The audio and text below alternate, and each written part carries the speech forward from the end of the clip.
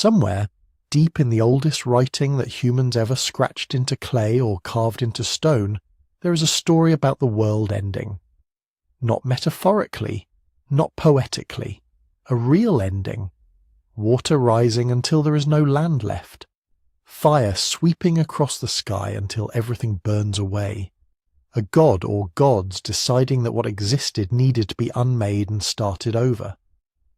And here is the quiet, strange thing that keeps researchers and historians and curious people up at night.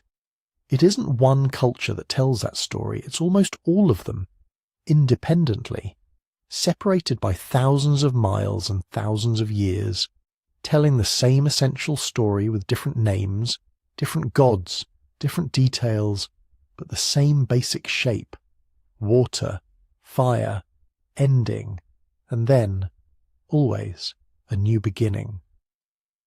That's the mystery at the centre of everything we're going to explore tonight. Why did so many of the earliest civilizations on Earth imagine the world ending? Why did they reach for the same two forces, flood and fire, again and again?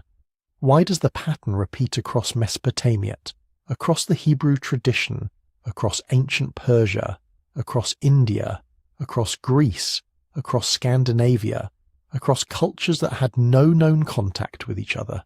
Is it memory? Is it astronomy? Is it just the human mind doing what the human mind does, reaching for the most extreme image possible to explain why things feel wrong? Or is there something older underneath all of it? Some shared inheritance from a time before any of these civilizations existed? We don't have a clean answer. And honestly, that's part of what makes this worth exploring. Before we go any further, it's worth pausing on the word apocalypse itself because it doesn't mean what most people think it means. Not originally. The word comes from ancient Greek, from apocalypsis, which means to uncover, to reveal, to pull back a veil. In its earliest uses, an apocalypse wasn't a destruction event. It was a revelation. Something hidden being shown. A truth being disclosed to someone who was allowed to see behind the curtain of ordinary reality. The fire and the flood and the collapsing heavens, those weren't the point. They were the mechanism. They were how the hidden truth got revealed, how judgment happened, how the old order got cleared away so that something truer, something better, or at least something different could replace it. That distinction matters enormously when you start reading these texts carefully, because across almost every tradition we'll look at, the destruction is not the final word. The world ends, yes, but then it begins again. A remnant survives. A new age opens. The cosmos gets a reset. It's less like a light being switched off, and more like a very severe renovation. The ancient imagination of world ending wasn't primarily about annihilation. It was about transformation through catastrophe, about the idea that something had gone wrong with the current age, had become too corrupted or too heavy or too far from what it was meant to be. And the only way through was a clearing fire, a rising flood, a complete undoing before the next version could begin. That pattern, destruction paired with renewal, the end of one age and the opening of another, is the real subject of this video. Not whether the world is literally going to end. Not whether any of these ancient prophets had access to real future knowledge, but why the pattern exists at all, why it keeps recurring, what it tells us about the people who told these stories, what they were afraid of, what they had survived, what they hoped was waiting on the other side of catastrophe. Tonight we're going to take a slow, careful tour through some of the most significant ancient texts and traditions that grappled with exactly these questions. We'll spend time in Mesopotamia, where some of the oldest flood narratives were written on clay tablets thousands of years before the Hebrew Bible took shape. We'll look at the moral logic that runs through the story of Noah and the flood, at what the tradition was really trying to say about human behavior and divine patience. We'll move through Zoroastrian Persia, where fire wasn't a symbol of destruction but of purification, and where the end of time was imagined as a final renovation of reality rather than its deletion. We'll sit with the Greeks and the Stoics, with their cycles of ages and their theory of a universe that burns clean and begins again on a schedule. We'll read through the strange, vivid language of apocalyptic literature, that genre of revealed timelines and cosmic battles that flourished in the ancient world and left its mark on texts still read today. And we'll move east and north into the vast turning wheels of Hindu time and the cold, clear certainty of Norse Ragnarök. Throughout all of it, we're going to stay cautious. These are ancient texts written in languages we have to translate by people in situations we can only partially reconstruct about questions that don't have settled answers. Where scholars disagree, we'll say so. Where something is a theory rather than a fact, we'll treat it as one. The goal isn't to tell you what definitely happened or what these stories definitely mean. The goal is to sit with the strangeness of the pattern and take it seriously, because it deserves to be taken seriously.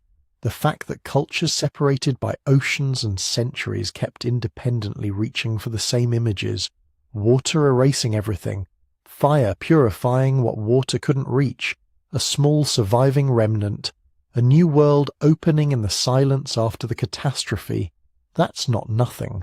That's a signal worth following.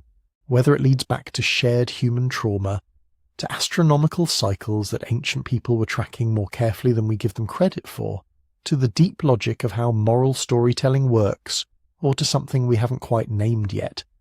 That's what we're here to find out. So wherever you are right now, whether it's late and quiet and you're somewhere in that comfortable space between waking and sleep, I'd love to know. Leave a comment telling me where you're listening from and what time it is one of my favourite things.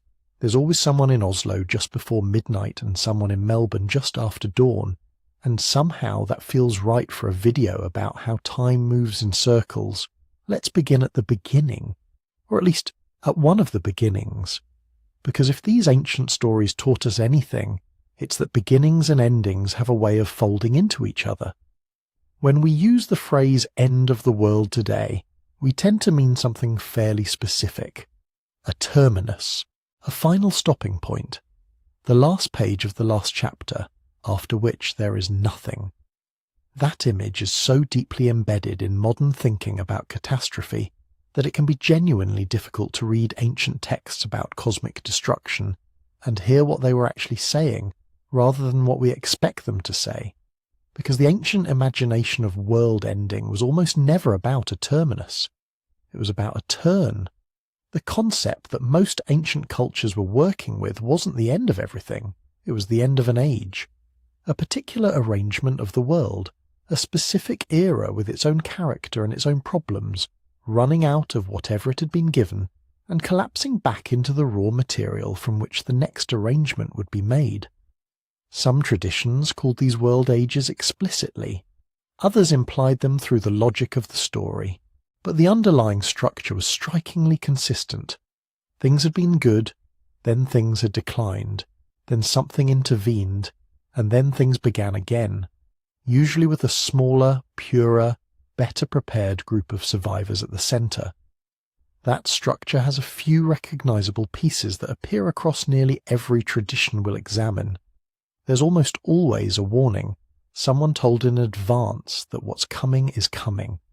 There's a moral diagnosis, an explanation of what went wrong, usually involving human behaviour, pride, violence, corruption, or a severing of some essential relationship between people and the sacred. Then the catastrophe itself, the flood or the fire or the collapse, enormous and thorough enough to clear the old arrangement away completely. Then the survivors, a remnant who were different enough, or chosen enough, or simply fortunate enough to come through. And finally the renewed order, a new world that carries the memory of what was destroyed but begins with a kind of hard-won freshness. That's the architecture. And once you see it, you start noticing it everywhere. Now flood and fire show up as the two great agents of cosmic reset so consistently across so many cultures that they deserve a moment of attention on their own terms. They aren't interchangeable. They represent something like symbolic opposites, and ancient thinkers seem to have understood them that way. Water cleanses through dissolution. It carries everything away. It levels, equalizes, returns the differentiated world to a kind of undifferentiated beginning. There's something almost gentle in the logic of the flood, even when it's catastrophic, a washing rather than a burning. Fire works differently. Fire purifies through consumption. It doesn't carry things away, it transforms them, leaves behind only what couldn't be destroyed. There's an intensity to the logic of fire ending that water ending doesn't have. Where the flood suggests a cosmic reset, the fire suggests a cosmic refinement. What survives the flame is what was worth keeping. Between them, these two images cover almost the full range of how catastrophic renewal can be imagined, and different traditions lean toward one or the other based on their own geography, their own theology, and their own sense of what the current world most needed. It's also worth pausing to think carefully about how these stories reached us at all, because the path matters. The oldest apocalyptic narratives we have access to were oral long before anyone wrote them down. They lived in the mouths of storytellers, changed with each retelling, absorbed local details and shed others. When scribal cultures developed and people began fixing these stories in writing, they were already layered things, composites of older material shaped by the priorities of the people doing the writing. And then canon formation happened. The processes by which certain texts got preserved, copied, translated, and treated as authoritative while others were lost, suppressed, or simply left to decay. What we have now is a partial record filtered through many hands and many agendas. That doesn't make it unreliable, but it does mean we should hold our interpretations with some care. One last distinction worth carrying into everything that follows. Ancient apocalyptic narratives operate in mythic time, not recorded history. When a Mesopotamian text describes a flood that covered the whole world, or when a Hindu text describes a cycle lasting millions of years, it isn't making the same kind of claim that a modern historian makes about datable events. Mythic time is qualitative rather than quantitative. It's time measured by meaning rather than by calendars. The events described may have roots in real disasters, real cultural memories, real astronomical observations, but they've been lifted into a different register, one where the point isn't when something happened, but what it meant that it happened at all. That's the register we're about to spend the rest of tonight inside.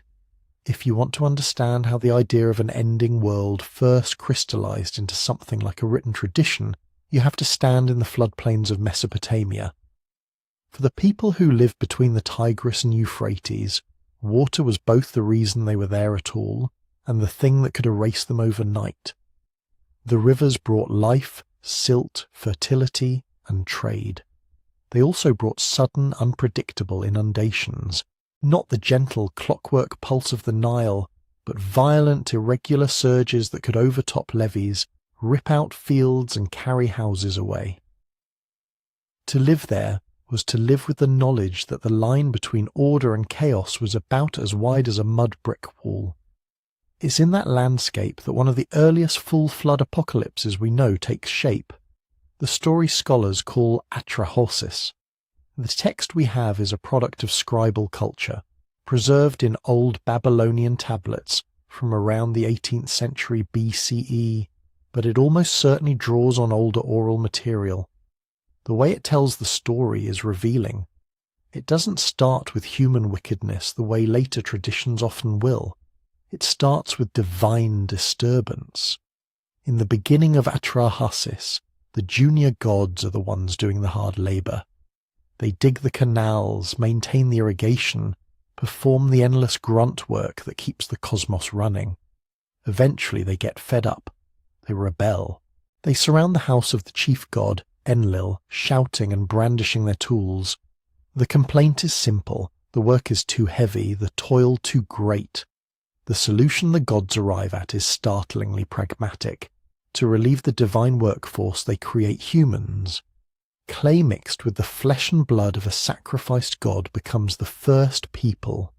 Humanity is, at its core, a labour-saving device. We are brought into the story as a fix to someone else's problem. For a while, it works. Humans take over the irrigation work. The junior gods rest. But a new problem emerges. Humans are noisy. They multiply. Their clamour rises up, disturbing Enlil's sleep. The text repeats this motif of noise in a way that feels almost obsessive. The issue isn't framed as moral depravity. It's volume, disturbance, crowding, the sense that the cosmic household is becoming unmanageable. Enlil responds with escalating measures. First comes a plague. When that doesn't reduce the human population sufficiently, a famine, then a drought. Each time, the wise human Atrahasis, with help from the god Enki, finds a way to circumvent the punishment. He organizes offerings, changes human behavior, appeases the angry deity. The pattern is clear. The gods try to cut humans back. Clever mediation keeps pulling humanity back from the brink. Finally, Enlil decides on a more drastic solution. A flood. A one-time total reset that will erase the human noise altogether. Here the story moves into a mode that will feel strangely familiar. Enki, who is bound by oath not to reveal the plan directly, finds a way around the rules. He speaks, not to Atrahasis personally, but to the wall of Atrahasis' house, with the human close enough to overhear. He instructs him to tear down his house and build a boat, to abandon possessions, to gather his family and the seed of all living creatures, to seal the craft tight with pitch. There is warning. There is preparation. There is a remnant. The flood itself in the fragments we have is brief but absolute. The storm rages, the dikes are smashed, the wind and waters roar. When the boat finally comes to rest, Atrahasis offers a sacrifice. The gods, smelling the sweet odour, gather like flies. The goddess who had helped create humans laments the destruction, accusing Enlil of overreaction.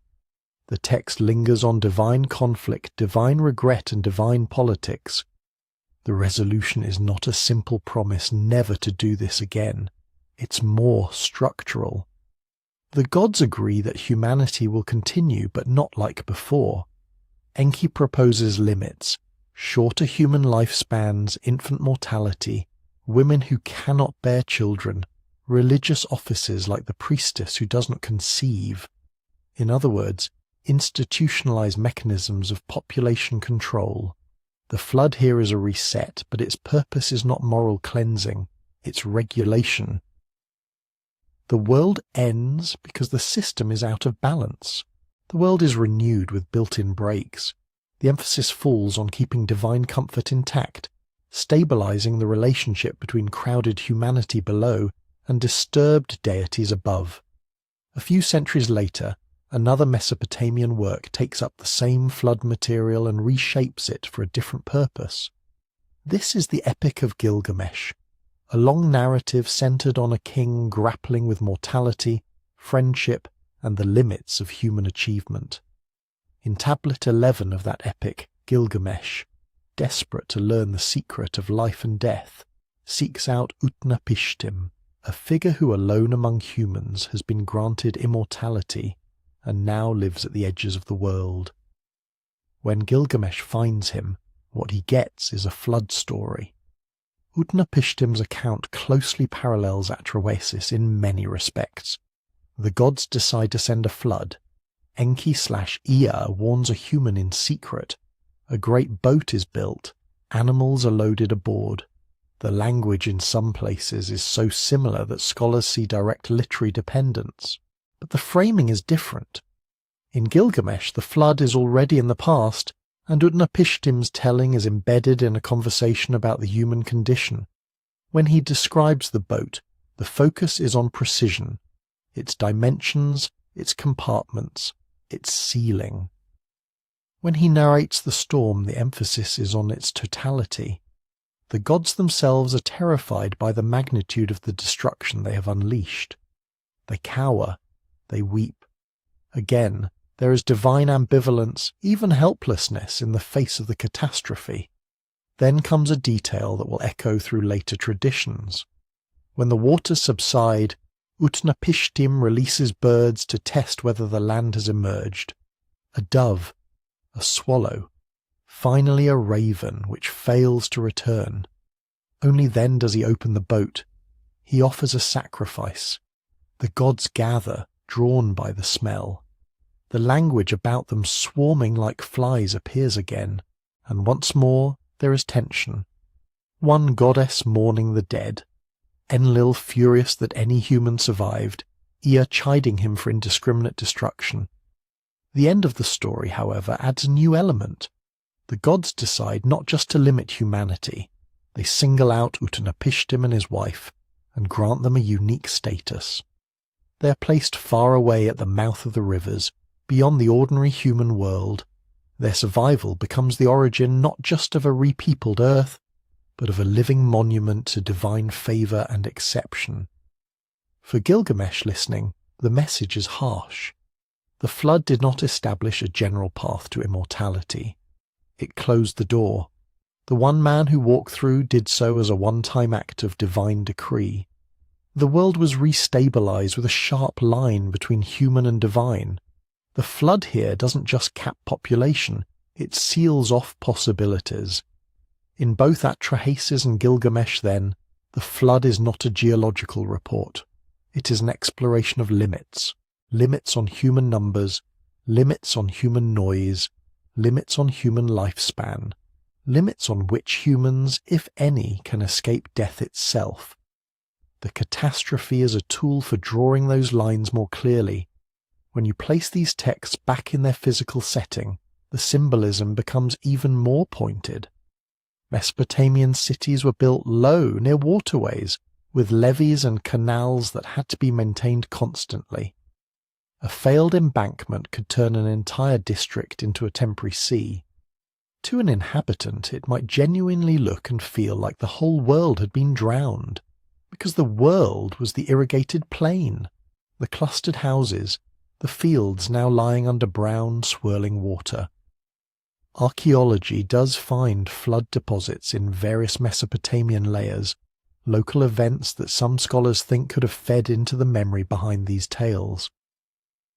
But the texts themselves make no attempt to date the disaster in our terms, or to describe it with the specificity of an eyewitness chronicle. They operate in the mythic register we talked about earlier, combining remembered experiences of sudden inundation with theological reflection on why the gods might choose water as their instrument, and what kind of arrangement should follow. Another thread running quietly through both stories is the scribes. The versions we know were copied, edited, and recopied over centuries, moving from city to city, language to language. Old Babylonian Atrahasis stands behind later Assyrian versions. The flood episode in Gilgamesh exists in multiple recensions, with small but telling variations in wording and emphasis. In some copies, the god's warning is more explicit. In others, the terms of the new human order are sharper. What this tells us is that Mesopotamian scholars didn't treat the flood story as a fixed artifact. They treated it as a living template, a narrative that could be adjusted to speak to current concerns about kingship, divine justice, and social order. In one context, the flood explains why humans die younger than they might have. In another, it underlines the unique status of a legendary king. In all of them, it reassures the listener that, however close the waters come, the gods have already negotiated what the renewed world will look like. The flood keeps returning, not because it records a single globally remembered disaster, but because it is the most natural way, in that landscape, to imagine a dangerous reset, a washing away of excess, a renegotiation of cosmic boundaries, a reminder that the rivers that sustain the city can also erase it, and that somewhere above the storms there is a council where the limits of human life are being argued over, revised, and, for now, set. When you move west from Mesopotamia into the world of ancient Israel, the flood story doesn't disappear. It reappears in a new idiom, reframed, argued with, and in some ways reversed. The text we now call Genesis was not written all at once.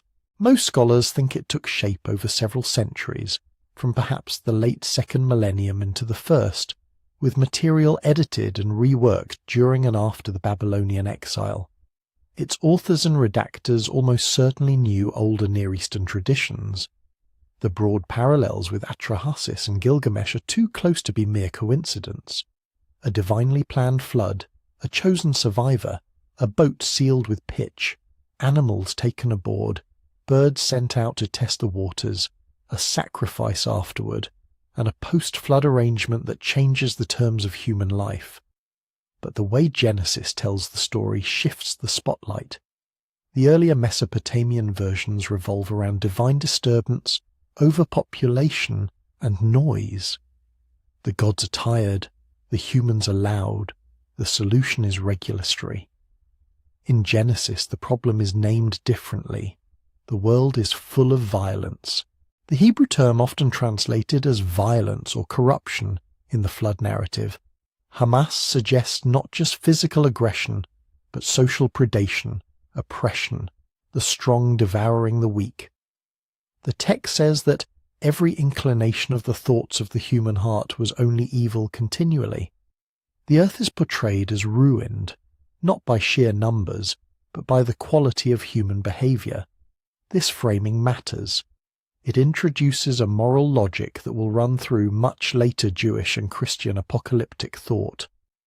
The flood is not just a tool for population management, it is judgment, a response to a world in which injustice has become systemic. At the same time, Genesis is careful with its divine portrait. The God of this story is not annoyed by human noise or deprived of sleep. Instead, the text speaks of grief. The deity regrets making humans, is pained at heart. Whatever we make of the anthropomorphic language, the narrative leans into the idea of divine sorrow rather than divine inconvenience. Noah, the counterpart to Atrahasis or Utnapishtim, is explicitly marked out, not as a clever mediator, but as righteous, blameless in his generation, someone who walks with God. The selection of the survivor is framed as moral rather than merely strategic. The boat is still built, the pitch still applied, the animals still gathered. The technical details echo the wider Near Eastern repertoire. But the reason this one family is preserved is tied to character. The structure of the story also shifts. In Atrahasis and Gilgamesh, the aftermath of the flood is a negotiation among gods about how to prevent a repeat of the crisis.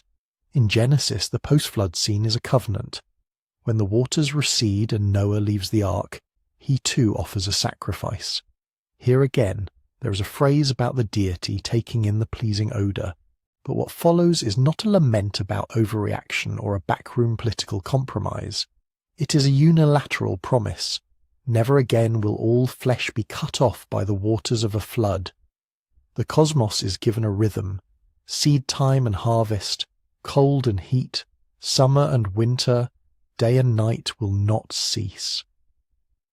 The rainbow becomes the sign of that promise, a visible marker for both God and humans that the world has passed through an annihilating judgment and come out under a new arrangement. In Mesopotamian stories, the limits placed on humanity after the flood are mostly demographic and practical. In Genesis, there are also moral stipulations, reverence for life, the prohibition against shedding innocent blood, a renewed blessing to be fruitful and multiply. The reset here is not just about managing numbers, it is about re-establishing a moral order. Violence brought the world to the brink. Respect for life is written into the terms of its continuation. It's possible to read this as abstract theology, but it also speaks directly to questions of memory and identity for the communities that treasured this story. Many scholars situate key stages of Genesis composition in or after the Babylonian exile of the 6th century BCE, when Judean elites were taken from their land and held in Mesopotamia.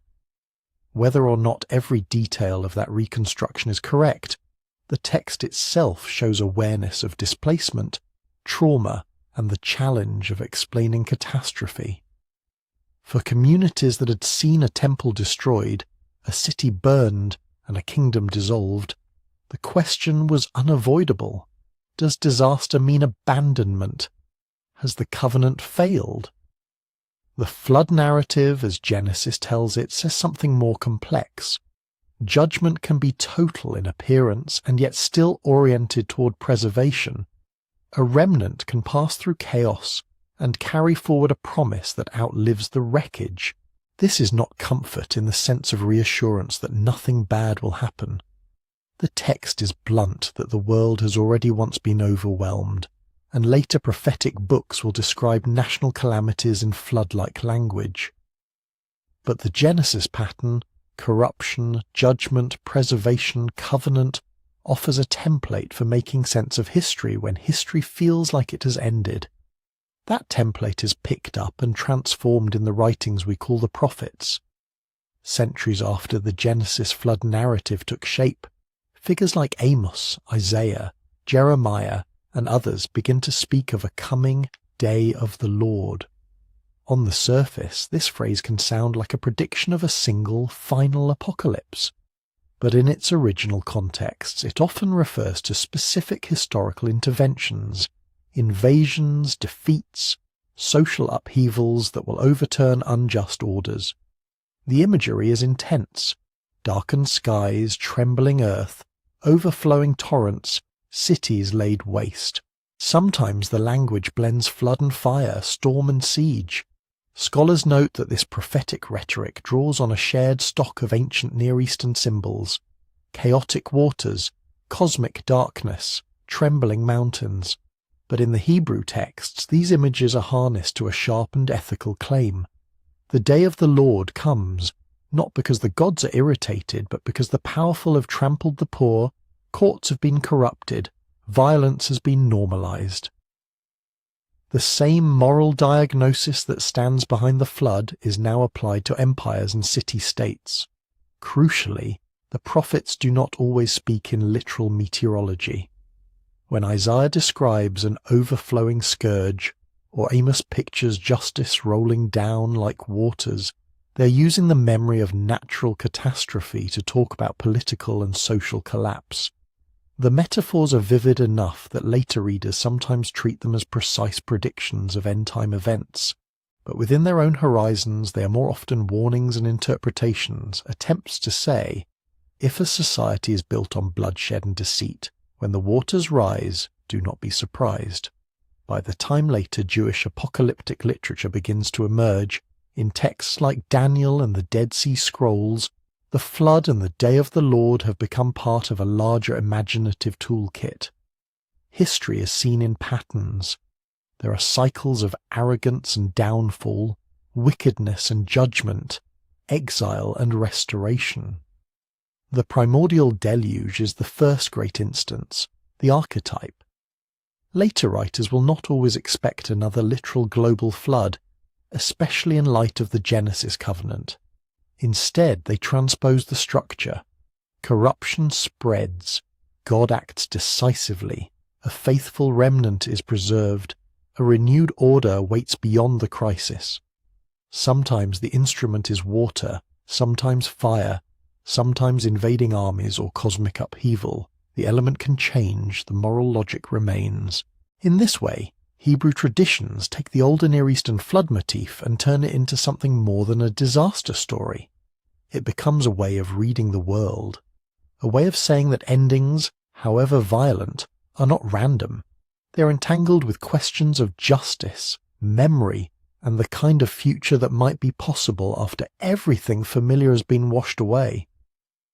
If the Hebrew scriptures move the flood from population control to moral judgment, the Zoroastrian tradition does something just as radical with fire.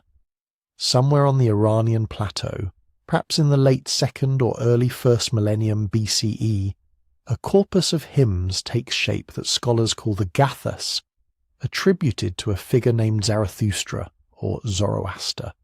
Dating is debated, biographies are thin, and much of what later tradition says about him belongs as much to legend as to history.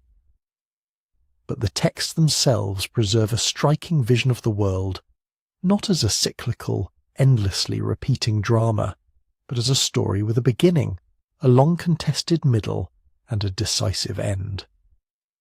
At the centre of that story is a dualism unlike the flood narratives we've heard so far.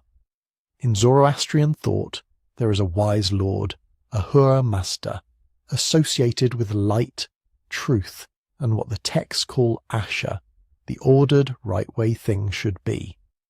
Opposed to this is a destructive spirit, Angra Mainyu, later Ahriman, linked with a lie, with violence, with a twisting of creation away from its intended harmony. This is not a dualism of two equal gods locked forever in stalemate. In the oldest layers, it is more like a cosmic moral conflict that unfolds in time. The world we inhabit is a battleground where each thought, word and deed aligns with Asha, the truth, or with Druj, the lie.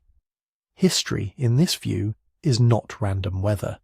It is a long, exhausting struggle between these two orientations, and it is headed somewhere. Later Zoroastrian tradition will map this struggle onto a vast timeline. Some texts speak of a 12,000-year scheme divided into 4 ages: creation, mixture, separation, and final renovation. For 3 of those ages, good and evil are intermingled. The righteous suffer, the wicked prosper, and even the elements of the world, earth, water, air, fire, are contaminated by the presence of the lie. But the last age ends with something called frashokereti. Frashokereti is one of those words that resists simple translation. It is sometimes rendered as refreshment, renovation, making wonderful.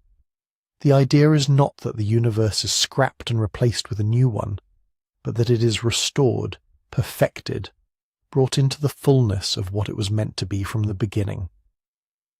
In the Zoroastrian imagination, this final turning is both judicial and therapeutic. There will be a judgment, a sorting out of what has aligned with truth and what has allied itself with the lie. There will also be a cleansing that goes all the way down to the physical fabric of existence. The dead are raised. Their bodies, like the world itself, are renewed. The wicked do not merely vanish. They are confronted with their own deeds and with the reality they have opposed. And here fire takes centre stage. In some of the later Middle Persian texts, the world at the end of the age undergoes a fiery ordeal. Rivers of molten metal are said to flow across the earth. All humanity must pass through this seething flood. For the righteous, we're told, it feels like walking through warm milk. For the wicked, it is scalding, purgative pain. Ancient readers did not necessarily picture literal streams of liquefied ore engulfing continents. Like the flood in other traditions, this imagery works on multiple levels at once. Fire is the element of testing and revealing. It shows what is durable and what burns away. It is judgment in the sense that it distinguishes. Gold survives, dross is consumed. But it is also healing. The molten metal cleanses the world of the last residues of evil. Afterward, there is no more decay, no more lying, no more death. What emerges from Frashokereti is not a disembodied heaven, but a transfigured creation.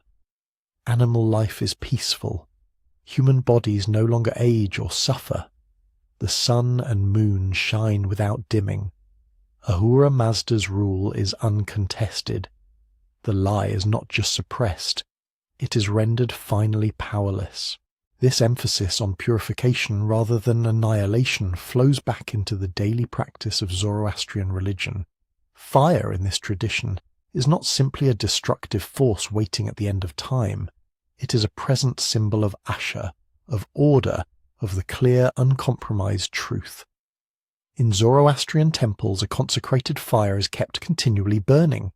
It is fed, tended, guarded from pollution. Worshippers approach it not as an idol, but as a visible, living sign of the divine light that undergirds reality. To stand before it is to rehearse, in miniature, the encounter that all beings will one day have with the purifying fire of the last renovation. Purity laws, the elaborate prescriptions about contact with corpses, bodily fluids, and other sources of contamination, also make more sense in this light. They are not arbitrary taboos. They express a worldview in which the forces of decay are allied with the lie, constantly trying to drag creation back toward chaos. To wash, to avoid defiling the sacred elements, is to participate in the cosmic struggle, to side with Frashokeretti in advance. Even the Zoroastrian practice of exposing the dead on towers of silence, letting vultures strip the flesh, then placing the cleaned bones in ossuaries, reflects this concern. Earth, water, and fire must not be polluted by a corpse, which is seen as especially vulnerable to the influence of the destructive spirit. The body will be reconstituted in purified form at the end. In the meantime, the elements are to be kept as clear as possible of death's touch. All of this creates a tight link between eschatology, the doctrine of last things, and everyday ethics. To lie, to act unjustly, is not just to break a rule. It is to thicken the world's contamination, to resist the renovation that is coming, to speak truth, to care for fire and water and earth, is to align yourself now with the future order in which those elements will blaze out in their uncorrupted brightness. How, if at all, did this vision of a fiery, renewing end influence neighbouring cultures? Here the ground becomes more speculative, and responsible historians tread carefully.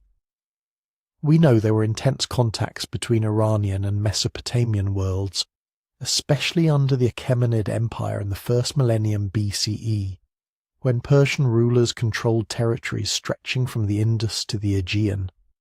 Judean communities lived under Persian rule after the Babylonian exile. Greek thinkers encountered Iranian religious ideas through travel, trade, and conquest. In late antiquity, Jewish, Christian, Manichaean, and Zoroastrian communities all shared the same cities, markets, and imperial courts. Within these contact zones, concepts and images travelled. We see in Jewish apocalyptic texts from the Persian and Hellenistic periods an increasing emphasis on cosmic judgment, resurrection of the dead, and final purification by fire. We see in some Greek philosophical schools like the Stoics a theory of periodic conflagration in which the cosmos is consumed and renewed. Later Christian writings speak of the world being tested through fire, of a new creation in which death is no more. Does this mean Zoroastrianism simply invented the idea of a fiery last judgment and everyone else borrowed it? Most scholars are wary of claims that neat. The evidence is tangled, the texts are late, and many of these motifs could also arise independently from shared human experiences of fire as both terrifying and cleansing. What can be said, with more confidence, is that by the last centuries before the Common Era, there was a shared, late antique vocabulary for talking about the end, of judgment scenes, of books opened, of graves stirred, of elements shaken, of fire that burns away what does not belong. Zoroastrian thought contributed powerfully to that vocabulary, especially in its insistence that the final crisis is not just a disaster, but a renovation. In a world where floods had long been remembered as archetypal catastrophes, Iranian religion adds another layer to the ancient imagination of endings. The last crisis will feel, in some sense, like a river of molten metal. It will sear, it will expose, it will hurt. But on the far side of that fire, creation itself will be what it was always meant to be. Cleansed, clarified, and finally at rest. And as we move into Greek stories of golden ages and iron ages, of worlds declining and gods withdrawing, that Zoroastrian conviction that history has direction, and that fire can be the midwife of renewal, will hover in the background, part of the wider conversation about whether the end is a fall into nothingness or a passage into something remade. In Greece, the conversation about endings often begins not with a singular final fire, but with a long slide from something better to something worse.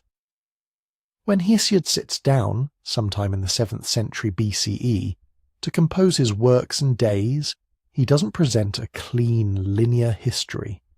He gives us a sequence of ages, each with its own metal, its own mood, its own distance from the gods. First, there was the age of gold. In that time, Hesiod says, humans lived like gods, free from toil and grief. The earth yielded food on its own. People didn't age the way we do. They stayed youthful, then slipped gently into death as if falling asleep. There was no war, no injustice. After dying, these golden ones became protective spirits, guardians scattered through the world. Then came silver, already a step down. These humans were long-lived as children, but foolish, unable to restrain their impulses. They refused to honour the god properly. Zeus, displeased, destroyed them. Bronze followed, a race obsessed with war, harsh, powerful, but without inner balance. They too perished in violence, undone by their own aggression. Hesiod slips in another group, the heroes, those of Thebes and Troy, who stand apart from the metal scheme.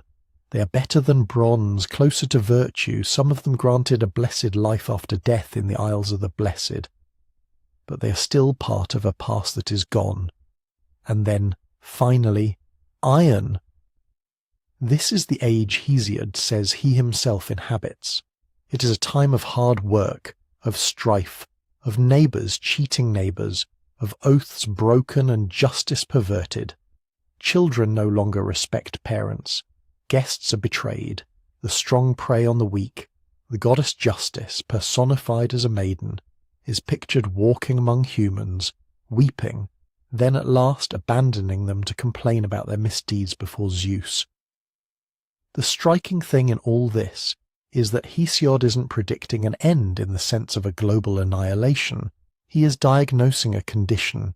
His apocalypse has already happened. It is the loss of the Golden Age and the descent into iron. Why does this kind of story persist? On one level, it is simply how decline feels. When you live in an era of poverty, political chaos, or personal hardship, it is natural to imagine that there must once have been a time when things were better, cleaner, closer to what the gods intended. Hesiod is a small farmer in a rough corner of archaic Greece. He's arguing with his brother over inheritance, watching local elites twist the courts. His ages of gold to iron function as a kind of cosmic commentary on that legal dispute.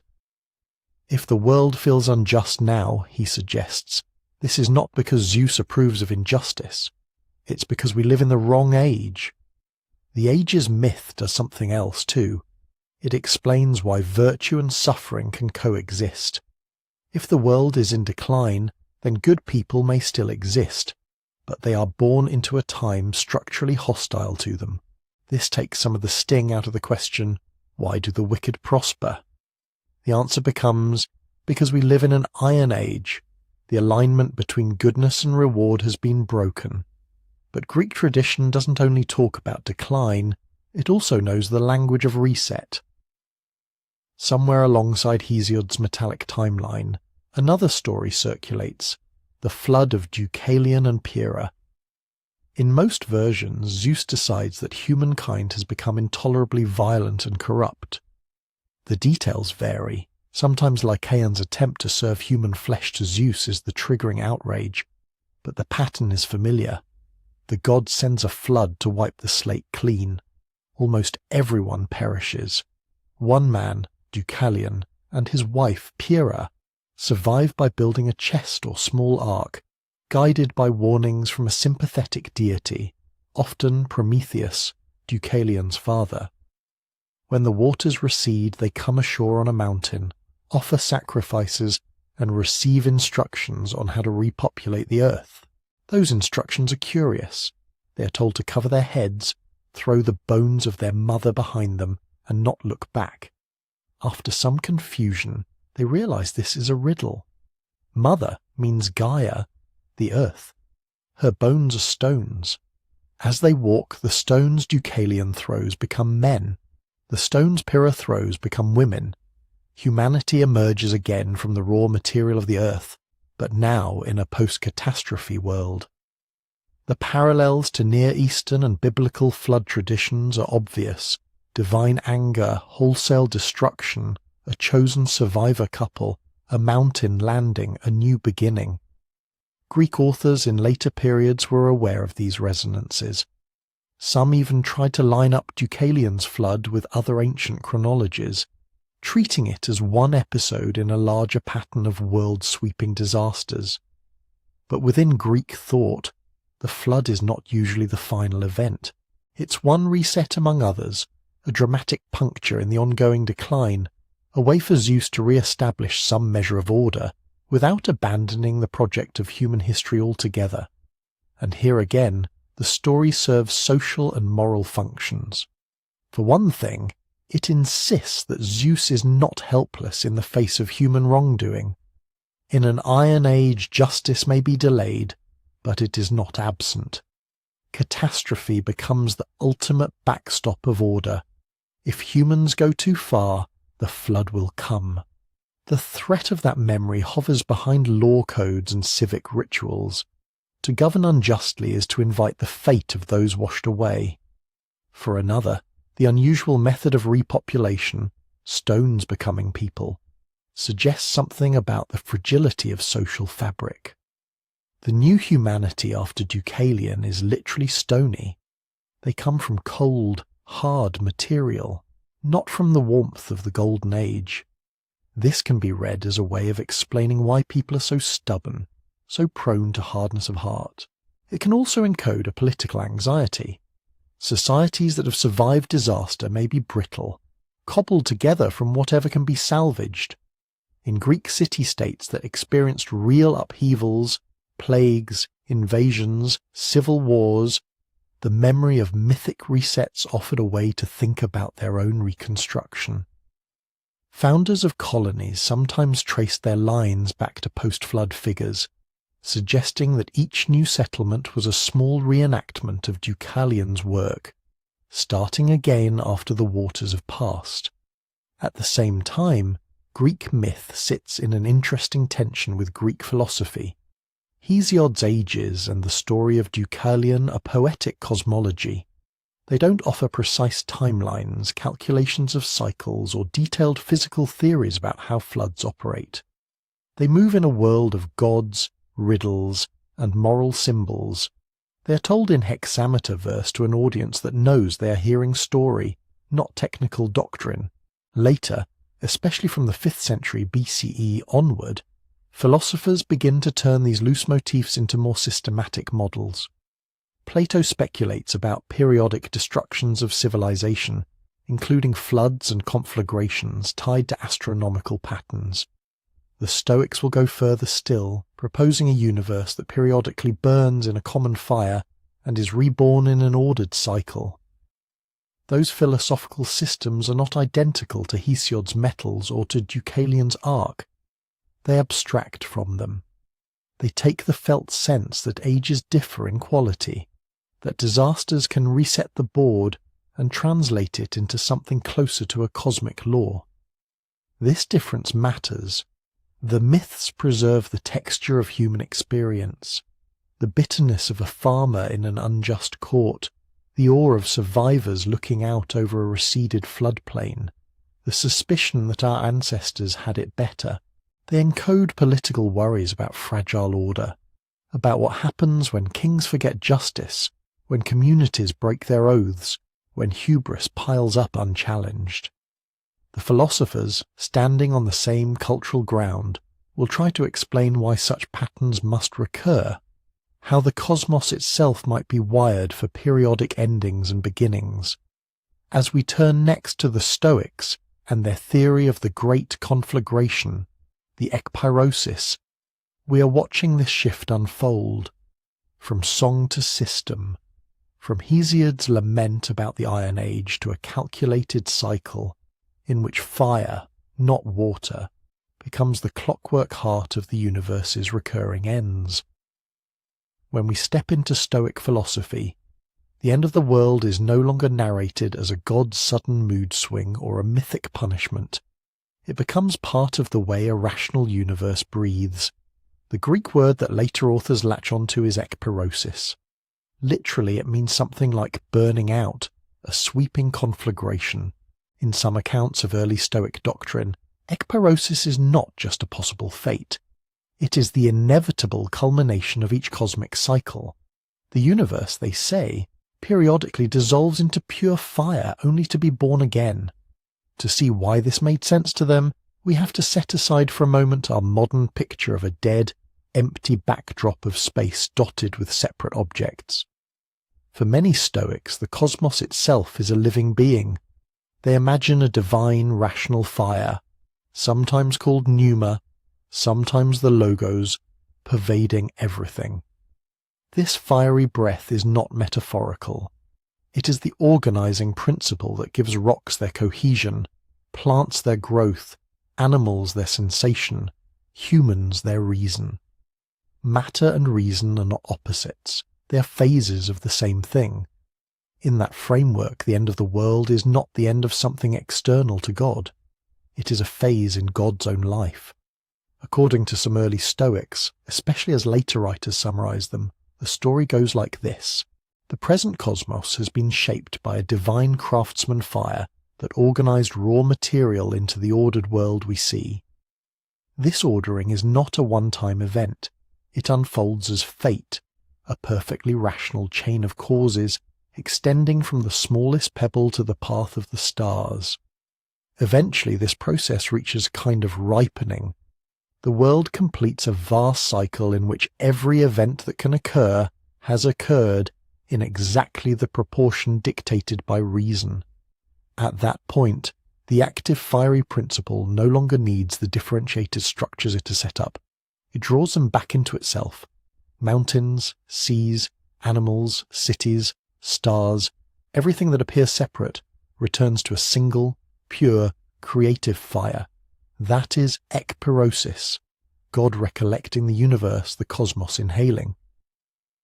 Out of that undifferentiated blaze the world will be generated again. Here the Stoic imagination takes a step that Aristotle found outrageous, and some modern readers find dizzying. In a strict version of the doctrine, not only does the cosmos return in general form, it returns in detail. After the conflagration, the same world is produced with the same events, the same sequences, the same individual lives. You, listening now, would live again. You would think the same thoughts, make the same mistakes, feel the same regrets, speak the same words, in an endlessly recurring series of worlds. The great fire does not erase your story, it loops it. At least, that is how some later testimonies present the early Stoa. But here we have to be careful. No Stoic treatise on ekpyrosis survives intact. What we know comes from quotations, summaries and criticisms in authors like Cicero, Plutarch, Alexander of Aphrodisias, and the early church fathers, people who often had their own reasons to emphasize or caricature certain ideas. There are real debates among scholars about how central the conflagration was, and how literally we should take the claim that everything repeats numerically the same. Some reconstructions see Chrysippus, the great systematizer of Stoicism, as a convinced proponent of periodic total conflagration and exact recurrence. Others suggest that later doxographers exaggerated this into a rigid doctrine. There is also disagreement about whether all Stoics accepted ekpyrosis at all. Cleanthes, an early head of the school, seems enthusiastic about the world as a living, fiery god who periodically withdraws everything into himself.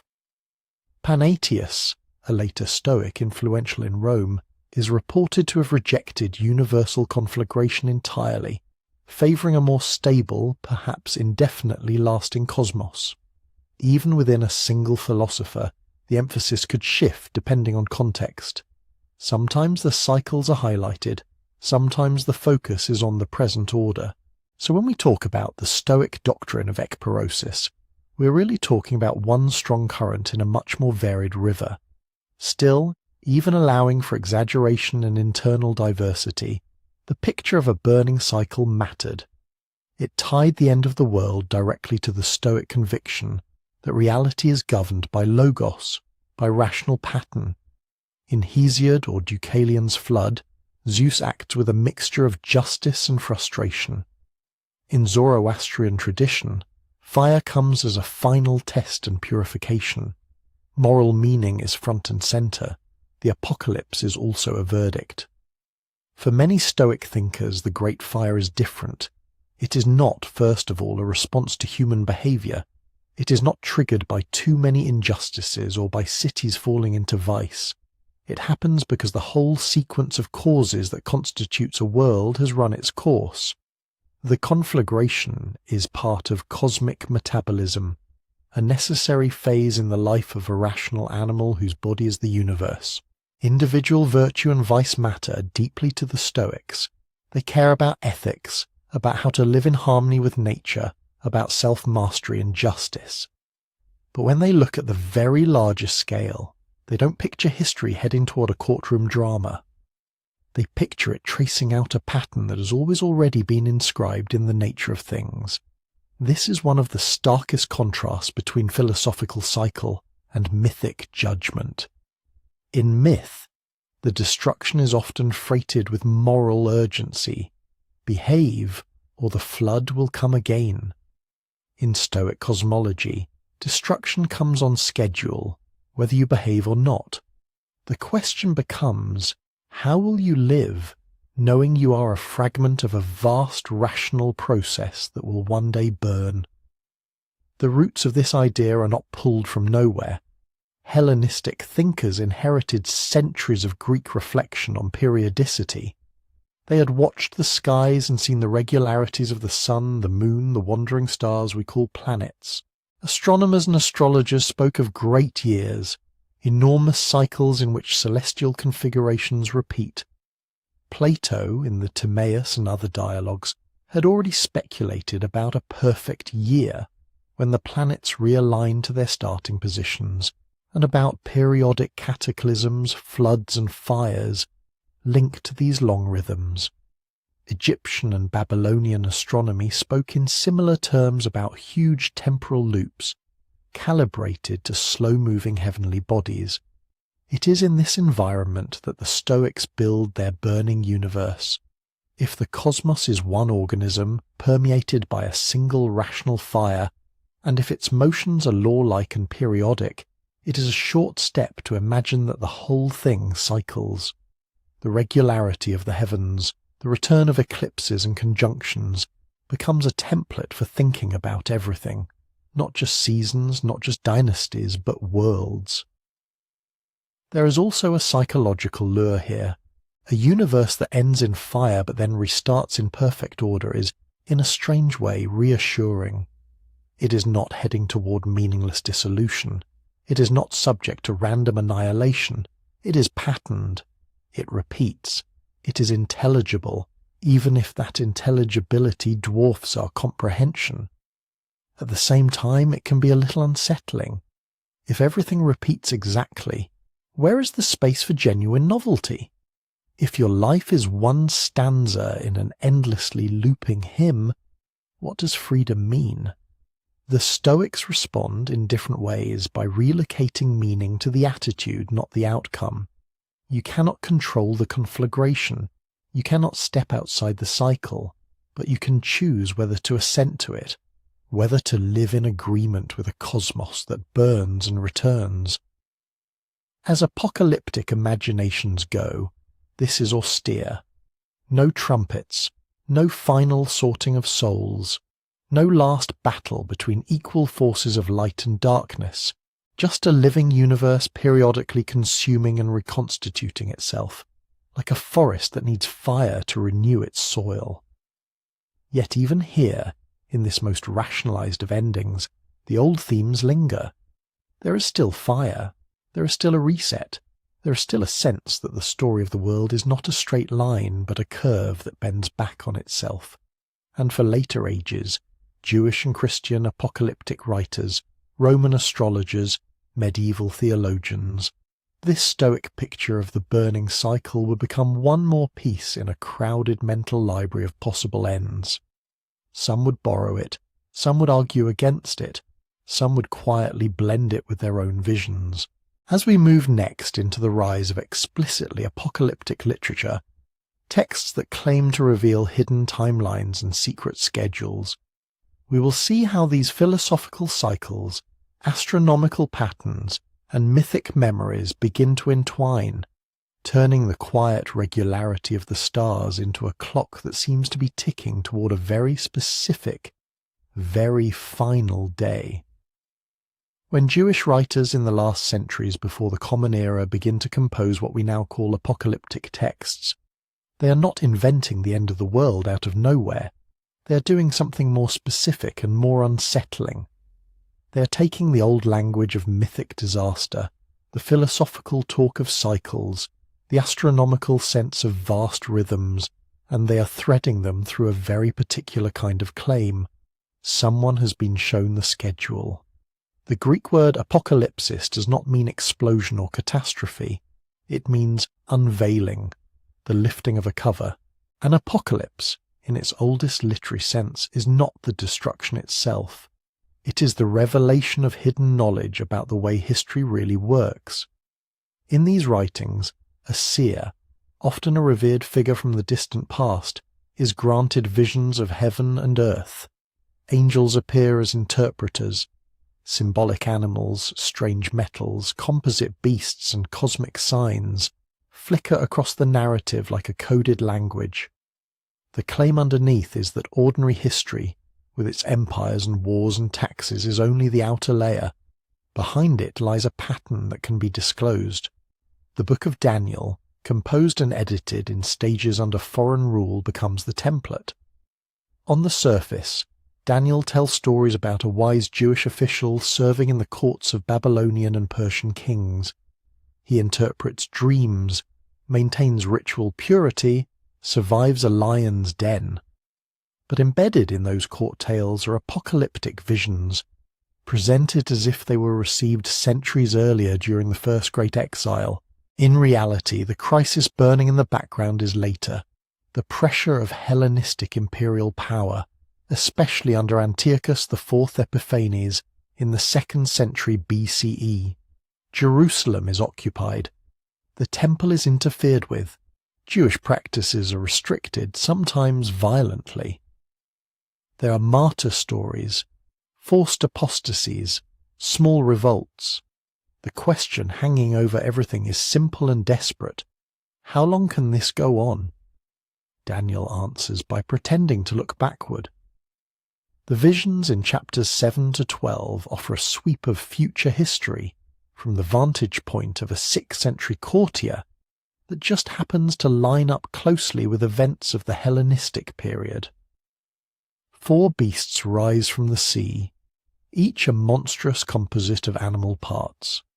They represent successive empires, Babylon, Medo-Persia, Greece, and a final oppressive kingdom with 10 horns. Later, a sequence of kings from the north and south struggle over the land in a way that strongly echoes the Ptolemies and Seleucids vying for control of Judea. From a modern historian's perspective, this is not prediction in the simple sense. It is coded history written as if foreseen, up to a point very close to the author's present. At the moment where lived experience runs out, where the crisis is still unresolved, the vision continues, projecting beyond current events into a decisive divine act. The arrogant king will be judged, the holy people will be vindicated, the sanctuary will be restored. Here the apocalypse reveals not just that there will be an end, but that the end has a timetable. In Daniel, time is measured in units that sound ordinary, weeks, times, days, but are clearly being stretched into symbolic segments. The famous 70 weeks prophecy divides history into a schema of 7 weeks, 62 weeks, and one final intense week. A week here is not simply 7 days, it is a structural unit, a block of history multiplied and layered. We see similar patterns in other Second Temple Jewish texts. The Book of the Watchers, the Animal Apocalypse, the Apocalypse of Weeks preserved in 1 Enoch, and the Jubilees tradition all break up history into measured ages, jubilees or periods. One scheme divides everything from creation to the final judgment into 10 weeks, each characterized by a particular kind of human behavior and divine response. Another maps time into a grid of 49-year jubilees, each slot pre-assigned a moral and cosmic role. The effect is to turn history into a staircase. You're not wandering in an open, endless plane of time. You're on a sequence of steps, each with a fixed length, moving toward a landing where God will intervene openly. Flood myths and Stoic cycles speak of resets that come and go, worlds that recur. These apocalyptic schemes add a new element, direction. The pattern is not just repeating, it is heading somewhere. Why dress this in beasts and stars and obscure arithmetic? Part of the answer is safety. To write a plain pamphlet under empire stating, "The current king is the final monstrous oppressor whom God will soon destroy," is a quick way to invite suppression, imprisonment, or worse. To describe a fourth beast with iron teeth, trampling and devouring, and then to let an angel quietly explain that the fourth kingdom will be judged, is a way of saying the same thing in a register less likely to be actionable in a court. Coded symbolism also allows a text to travel across moments. A lion with wings, a horn that speaks arrogantly, a ram and a goat locked in combat. These can be anchored in one set of events, but they can also be reheard when new powers rise and fall. Later communities, under different empires, can pick up the same visions and find themselves in them, remapping the beasts onto Rome, or later rulers, without changing a word. But the symbolism is not only camouflage, it is a way of making meaning. In a world where small subject peoples are repeatedly squeezed between larger imperial blocks, where taxes, conscription, and decrees arrive from distant capitals, there is a strong temptation to see events as random or crushingly impersonal. To narrate those same events as the actions of beasts from the sea, governed by a heavenly court, is to reimpose significance on what feels like chaos. When the seer is carried up into the divine throne room and shown books being opened, verdicts being pronounced, sons of man receiving everlasting dominion, ordinary time is reframed. Every decree of a local governor, every desecration of a sanctuary is now part of a trial whose outcome has already been seen. There is persuasion at work here too. Apocalyptic literature often arises in communities that feel powerless in direct political terms. You cannot out-legislate the empire. You may not be able to match its armies. What you can do is craft a story in which the empire's apparent power is temporary and illusory, and in which endurance, faithfulness, and sometimes martyrdom are cast as participation in a cosmic drama that has a fixed end. The promise that a time, times, and half a time has been set for oppression is not a neutral chronicle. It is an argument. Hold on. The period is measured. It will not extend indefinitely. As these texts circulate, a subtle shift takes place in how many people within this tradition imagine the end. Earlier myths, and even some philosophical systems, saw worlds destroyed and reborn in cycles, with no final stopping point. Apocalyptic writers in the Jewish milieu begin to emphasize something more like a hinge. There are still ages, still weeks and jubilees, but the sequence terminates in a qualitatively different state. Judgment rendered, evil powers removed, the righteous raised or vindicated, a renewed creation that does not simply feed back into the same loop. That does not mean every apocalyptic text abandons all sense of cyclicality. Festivals still rehearse past deliverances, ritual calendars still echo earlier patterns. Some writings hint at future ages within the renewed order, but the primary expectation, especially as we move closer to the turn of the era, is not that empires will rise and fall forever in similar patterns. It is that there will be one climactic intervention, one definitive sorting, after which history as we know it will not continue. In this way, apocalyptic literature stands at a crossroads. It inherits the old memories of floods and fires, the philosophical talk of cosmic recurrence, the astronomical sense of recurring configurations. It responds to immediate imperial pressure with coded visionary protest, and it sets up a new way of thinking about time itself, not only as a circle, not only as an endless succession of ages, but as a line with marked segments, counting down toward a revealed and irreversible threshold. From here, it is a short step to later texts that will combine these elements into the dense, image-heavy visions that many people now associate with the very word apocalypse. And among those, one work in particular will take the beasts, the numbers, the fires, and the seas, and reweave them into a final, unsettling tapestry of endings and beginnings. By the late 1st century of the Common Era, this way of thinking about time and empire had travelled a long road. It had passed through Daniel and Enoch, through the turmoil of the Maccabean revolt, through Roman conquest, the destruction of the Jerusalem temple in 70 CE, and the daily realities of life under imperial rule. Jewish apocalyptic ideas were in the air, and so were newer Christian claims about a crucified and risen Messiah. Somewhere in that mix, an author who calls himself John sits down, perhaps on the island of Patmos, perhaps remembering visions seen there, and begins to write what will become the Book of Revelation. On the surface, Revelation looks like an escalation of everything we have seen so far. The symbols are brighter, the violence sharper, the scope apparently cosmic. There are beasts like those in Daniel, but multiplied and hybridized. There are plagues like those in Exodus, but global in scale. There are trumpets, bowls, sealed books, heavenly choirs, dragons, and horsemen. Yet at its core, it belongs very much to the same genre, an apocalypse, an unveiling. A seer is transported into visionary space. He is shown what is really going on behind the ordinary events of his time, the power of Rome, the pressure on small congregations scattered around Asia Minor, the temptation to compromise in order to survive. Angels interpret. Numbers structure the visions. The present is reframed as a brief, intense interval on a larger, measured timeline that is heading toward judgment and renewal. Historically, most scholars place Revelation in the last decades of the 1st century, under the Emperor Domitian, or perhaps a bit earlier under Nero's shadow. There is debate about the exact date, but the setting is broadly agreed.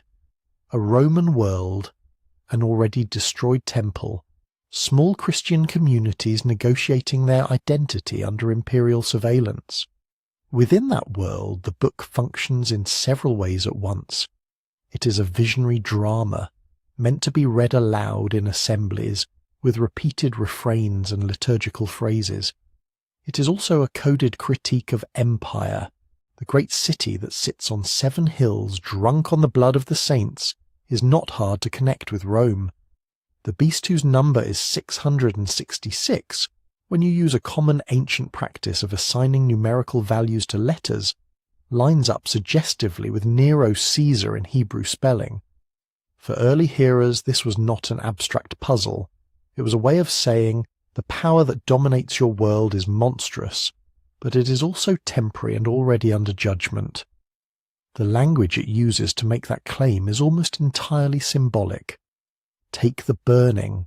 Fire appears everywhere in Revelation, as lightning from the heavenly throne, as the refining heat of judgment, as the consuming fate of the beast, the false prophet, and Babylon. there is a lake of fire into which death itself is thrown. This has often been read as a detailed map of a future geography of torment, but in the symbolic universe of Jewish and early Christian writing, fire is already a loaded image. It is the presence of God in the burning bush, the purifying flame of the prophet's visions, the destructive power that clears away what cannot endure. To say that something is thrown into the lake of fire may be in part to say, this is what will not survive the final, purifying scrutiny of the divine. Plagues work similarly. The sequences of seals, trumpets, and bowls in Revelation release a cascade of disasters, disease, poisoned waters, darkened skies, falling stars. Many of these images deliberately echo the plagues on Egypt in Exodus. The effect is to cast the Roman Empire in the role of a new pharaoh, and the oppressed communities as a kind of new Israel. The disasters are not random. They are framed as warnings and judgments aimed at a hardened, oppressive power that refuses to change. The sea is one of the most charged symbols in the book. In the opening vision, a beast rises out of the sea like the monstrous empires in Daniel that surge up from the chaotic waters. Later, there is a sea of glass, mingled with fire before the throne, a kind of tamed, transparent chaos at the feet of God. Finally, in the climactic vision of a renewed world, the author says plainly, "And the sea was no more." For a modern reader, that line can sound like an odd complaint about oceans. But in ancient Near Eastern and Mediterranean symbolic language, the sea is often shorthand for chaos and threat. The domain of Leviathan in Hebrew poetry, the arena of storm gods wrestling sea dragons in older myths, the unpredictable space of shipwreck, pirates, and invasive forces. To say that in the new creation there is no more sea is likely less about hydrology and more about anxiety. The realm from which beasts arise, the deep of chaos, the place of ungovernable threat, is gone. Around these images, Revelation reorders the whole cosmos. The sun is darkened and then replaced by the glory of God and the Lamb as the only needed light. The stars fall and then reappear as part of a stable, renewed heaven. The heavenly Jerusalem descends, adorned like a bride, its gates named for the tribes of Israel and its foundations for the apostles. There is a river of the water of life flowing from the throne, and a tree whose leaves are for the healing of the nations. All of this is saturated with older motifs, Ezekiel's temple visions, Isaiah's promises of a new heavens and new earth, Genesis rivers in Eden, the tree of life, even fragments of ancient Mesopotamian garden imagery. All are braided into this final tapestry. Revelation is not inventing the idea of a new creation from scratch. It is picking up prophetic and mythic strands and knotting them together for a community that believes it stands near the hinge of the ages. This makes interpretation delicate. From very early on, readers have disagreed about how to take the book's visions. Some have treated them as a literal timetable of future events, to be decoded against newspapers and conflicts centuries later. Others have read them more symbolically, as a poetic drama about the struggle between oppressive power and faithful witness in any age. Still others have approached the text as a kind of liturgy, a script for worship that pulls hearers into the heavenly throne room and asks them to see their sufferings in light of that larger reality. Modern historical critical approaches tend to emphasize its original context. On that reading, Revelation is first of all a message to 7 real communities in Asia Minor, under real pressure to accommodate Roman religious and economic expectations. Its beasts and plagues and flames are not arbitrary predictions about distant wars.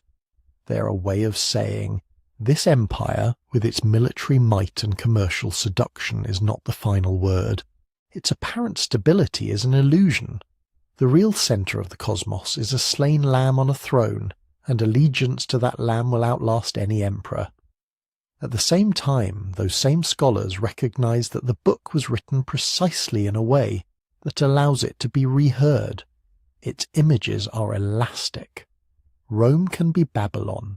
Later empires can be new Babylons. Nero can be the beast, so can other persecuting rulers. This is part of why Revelation has continued to shape end-time thinking long after its original setting faded. It provides a template, a language of fire and sea and cosmic reordering, a pattern of oppressive power, divine judgment and renewed creation that later communities can map onto their own crises.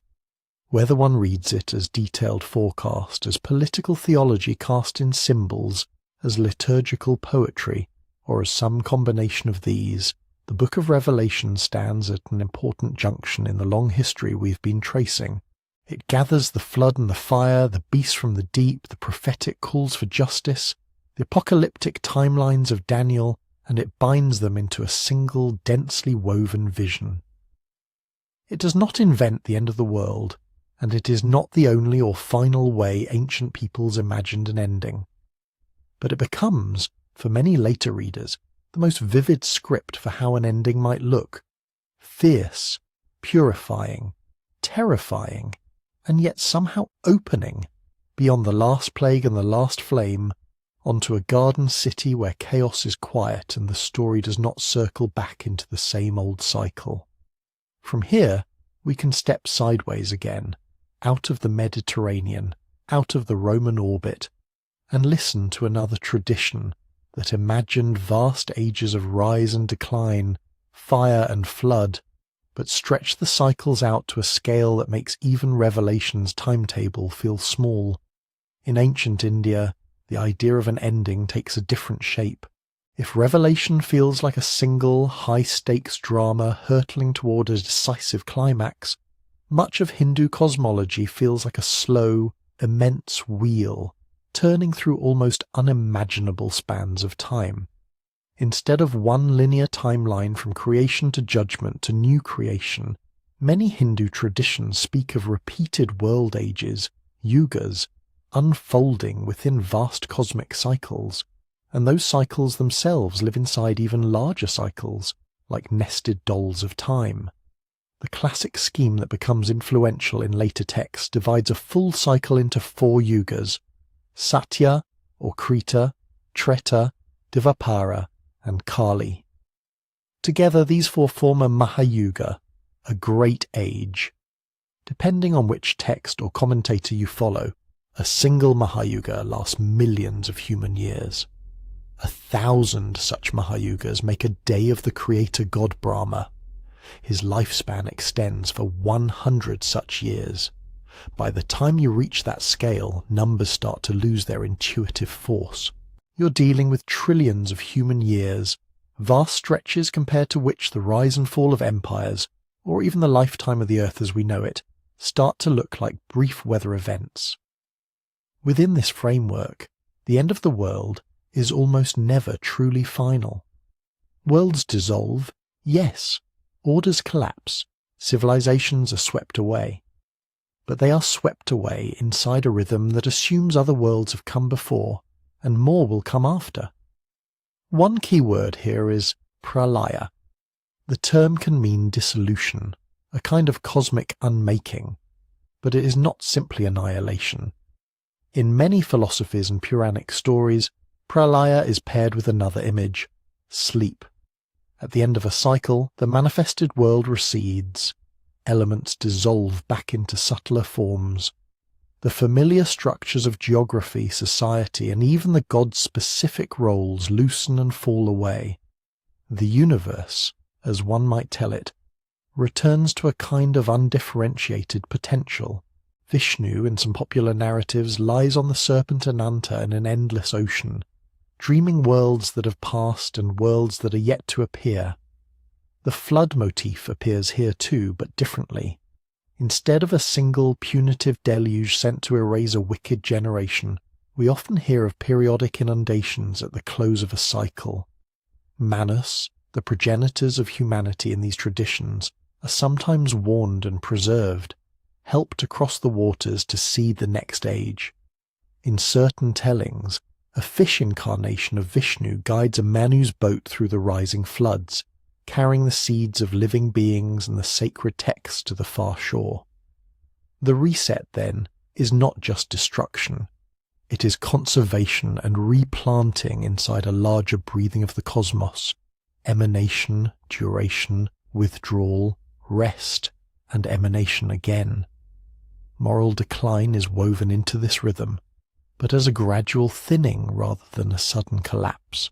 In the four-yuga scheme, the Satya Yuga at the beginning of the cycle is an age of fullness. Dharma, often translated as cosmic order, duty, righteousness, stands firm on all four metaphorical legs like a stable animal. Humans are long-lived, truthful, relatively free of disease and conflict. The stories vary, but the broad pattern is clear. This is the age in which the underlying harmony between beings, gods and the cosmos is most intact. Then, with each subsequent yuga, Dharma loses a leg. In Treta it stands on 3, in Dvapara on 2.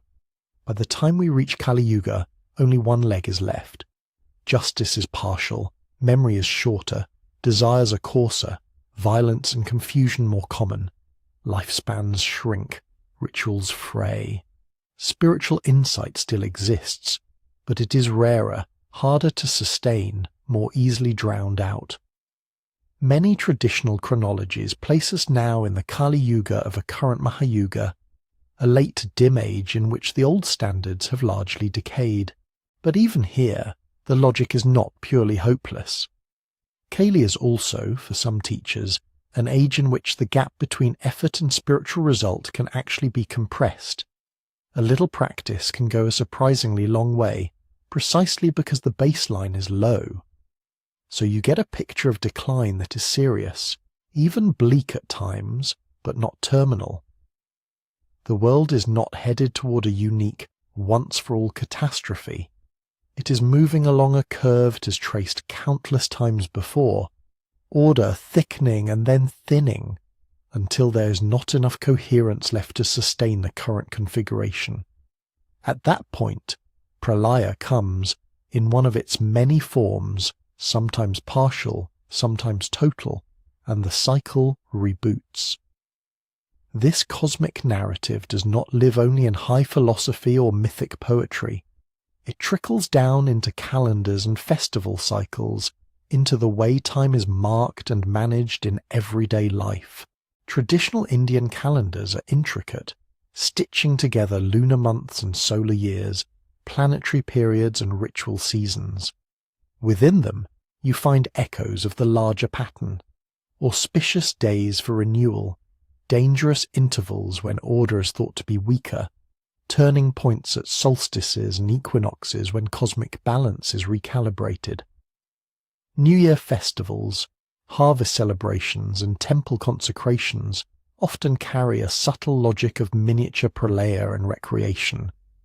Old decorations are stripped, statues are ritually reawakened, sacred fires are extinguished and lit anew. Each cycle is modest, measured in days or years, but it gestures toward the grander cycles in which worlds themselves are created, maintained, and dissolved. In that sense, mythic time and lived time are not entirely separate. The same vocabulary, yuga, kalpa, pralaya, can refer at once to unimaginably long spans and to more modest cycles of decay and renewal in personal or social life. A kingdom falls, a family line ends, a temple is destroyed and rebuilt. These are, on a smaller canvas, their own kinds of yuga endings, their own rehearsals of loss and beginning. When you inhabit such a cyclical framework, the emotional texture of apocalypse changes. It becomes less about a single do-or-die deadline and more about pattern recognition. Decline is expected. Corruption in late times is, in a sense, baked into the script. Floods, droughts, invasions, plagues. These are terrible, but they are not entirely surprising. They are markers that one age is fraying, that the supports of Dharma are unstable. The hope that accompanies this is also different. Instead of pinning everything on one final intervention that will fix history forever, many Hindu narratives allow for innumerable chances spread across vast expanses of time. Avatars descend again and again. Teachers and reformers arise. Rituals are adjusted, philosophies revised. Individuals may strive for liberation from the cycle altogether, but the cosmos as a whole continues to pulse through its expansions and contractions. That does not mean the suffering of any particular age is minimized. Many texts are sharply critical of injustice and cruelty, especially in the darker yugas. But the backdrop is not a cliff edge over an eternal abyss. It is a shoreline along a tide that has been rising and falling longer than any single story remembers. Seen from outside, this can make Hindu cosmology look almost dizzying, a labyrinth of numbers and nested cycles.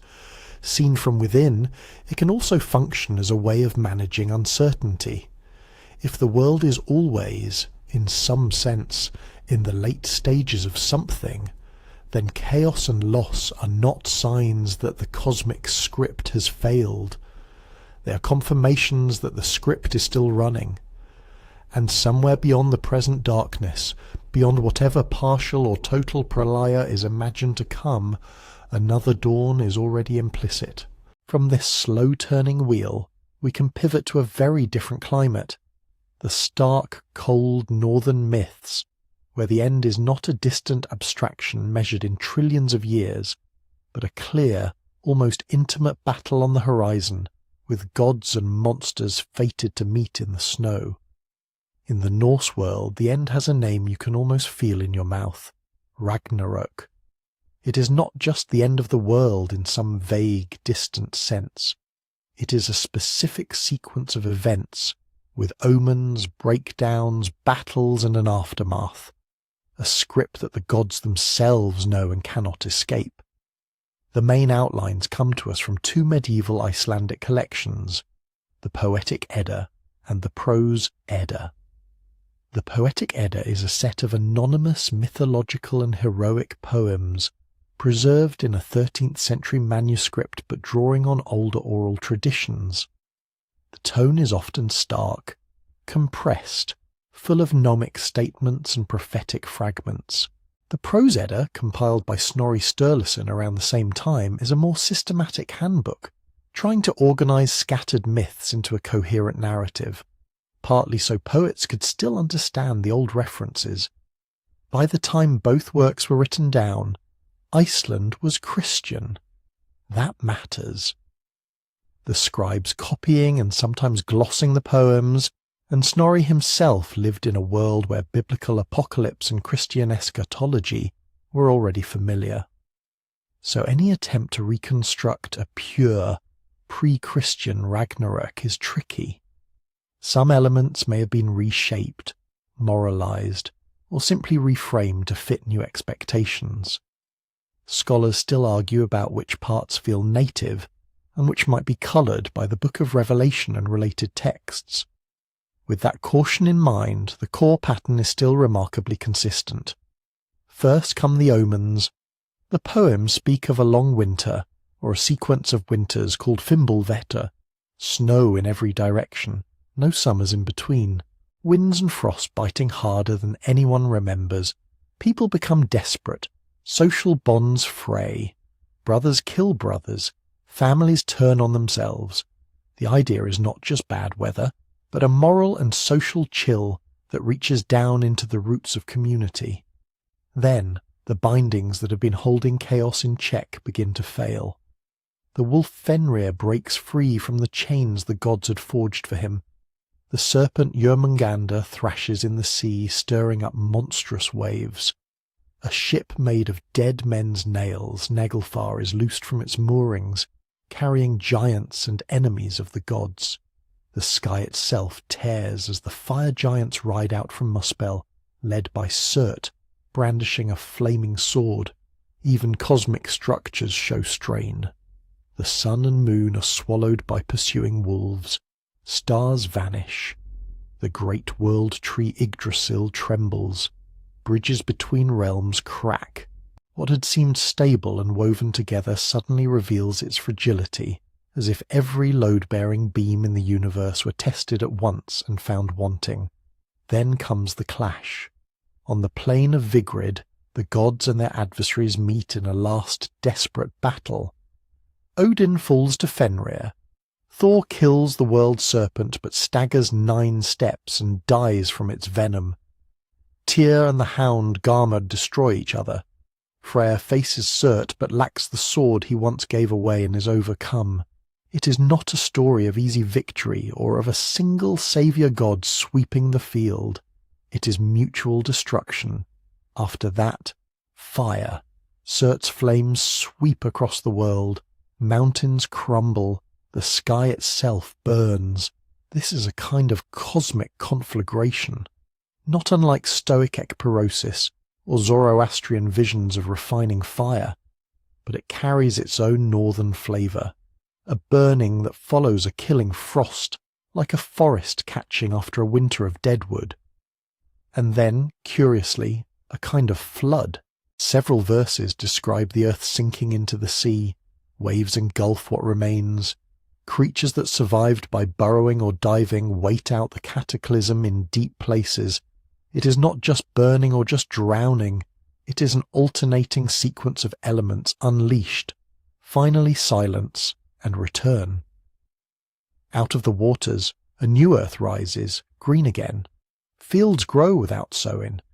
An eagle flies overhead, catching fish from new streams. The surviving gods, Balder and Herder, returned from the underworld. A few others spared by fate meet on the grass where the halls of the old gods once stood.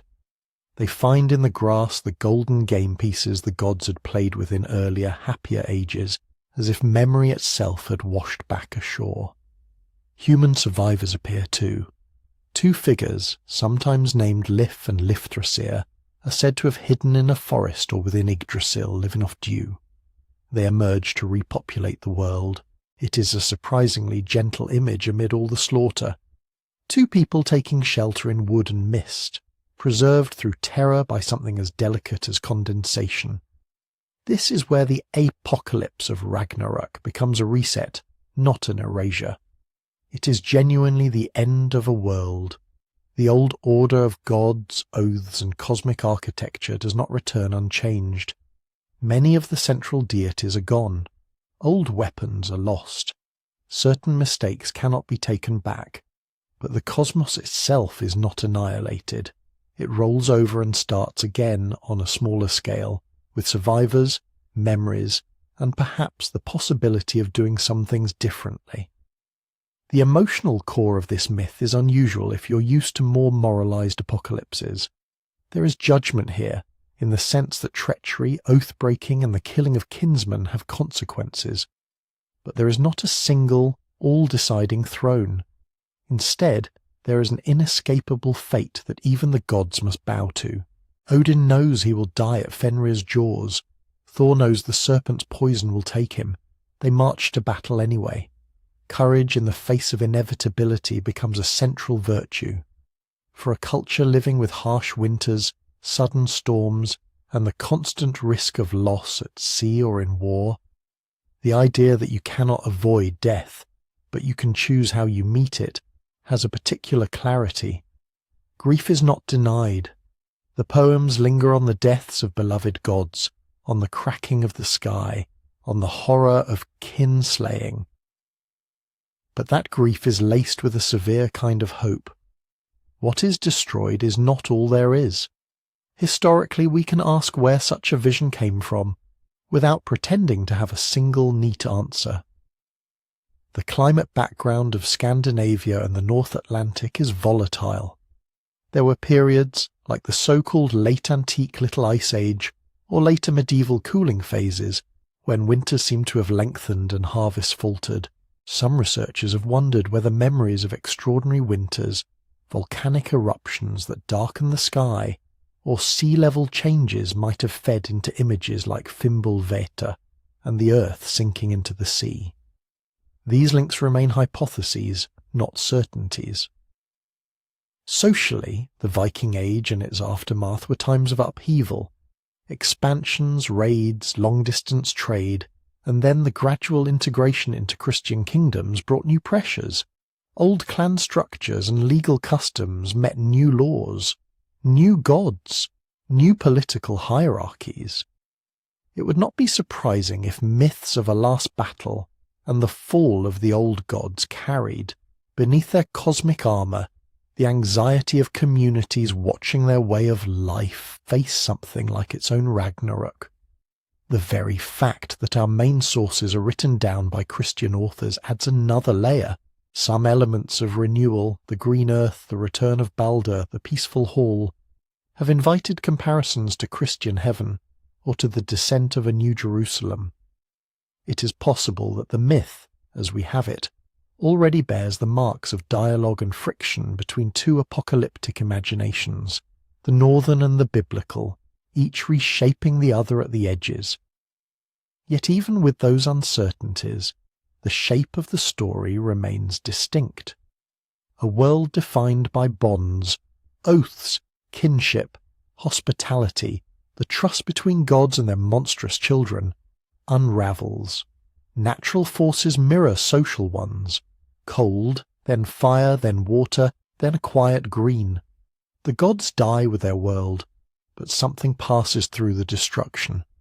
A couple in hiding, a handful of deities, and the memory of golden games in the grass. In that sense, Ragnarök belongs firmly to the family of reset myths we keep seeing. Like the Mesopotamian flood or the Indian pralaya, it imagines an ending that is terrible and yet incomplete. Like Zoroastrian fire and Stoic conflagration, it sees burning as both consuming and clearing. But its tone is its own. A cold clarity about loss, a sober acceptance of fate, and a calm insistence that, even after the sky cracks and the sea closes over the fields, the earth can rise again and green itself once more. From here, we can step back from the individual myths and look at the pattern they form together, a web of disaster memories and survival stories in which different cultures across different landscapes keep telling themselves that even if their own world ends, some fragment will endure to begin the next. When you start to see these myths side by side, the floods, the fires, the long winters, the grinding ages that end in collapse, it becomes tempting to look for a single historical event behind them all. One primordial disaster, one global cataclysm, remembered in 100 different tongues. But the evidence does not really support that. What we can see, more clearly and more safely, is something slightly different and just as interesting. The way communities turn their own extreme experiences into durable narrative shapes. For most of human history, people lived extremely close to the edge of what their landscapes would allow. If your village sat on a river, you did not just have water. You had a cycle of danger. Each year the river rose and fell. Most years it might only lick the tops of the banks, watering the fields, refreshing the soil. But occasionally, maybe once in a lifetime, it climbed higher than anyone expected. Huts vanished, fields washed away, graves dissolved. The river that fed you suddenly tried to erase you. If you lived in forests prone to lightning strikes and summer drought, fire played the same double role. It cleared underbrush, opened new grazing, drove game into the open. It also, now and then, raced out of control. Whole settlements went up in a single night. People remembered running under a sky that sounded like it was roaring. Famines, too, had a pattern. Most years the harvest came in with minor complaints. Some years it failed in patches.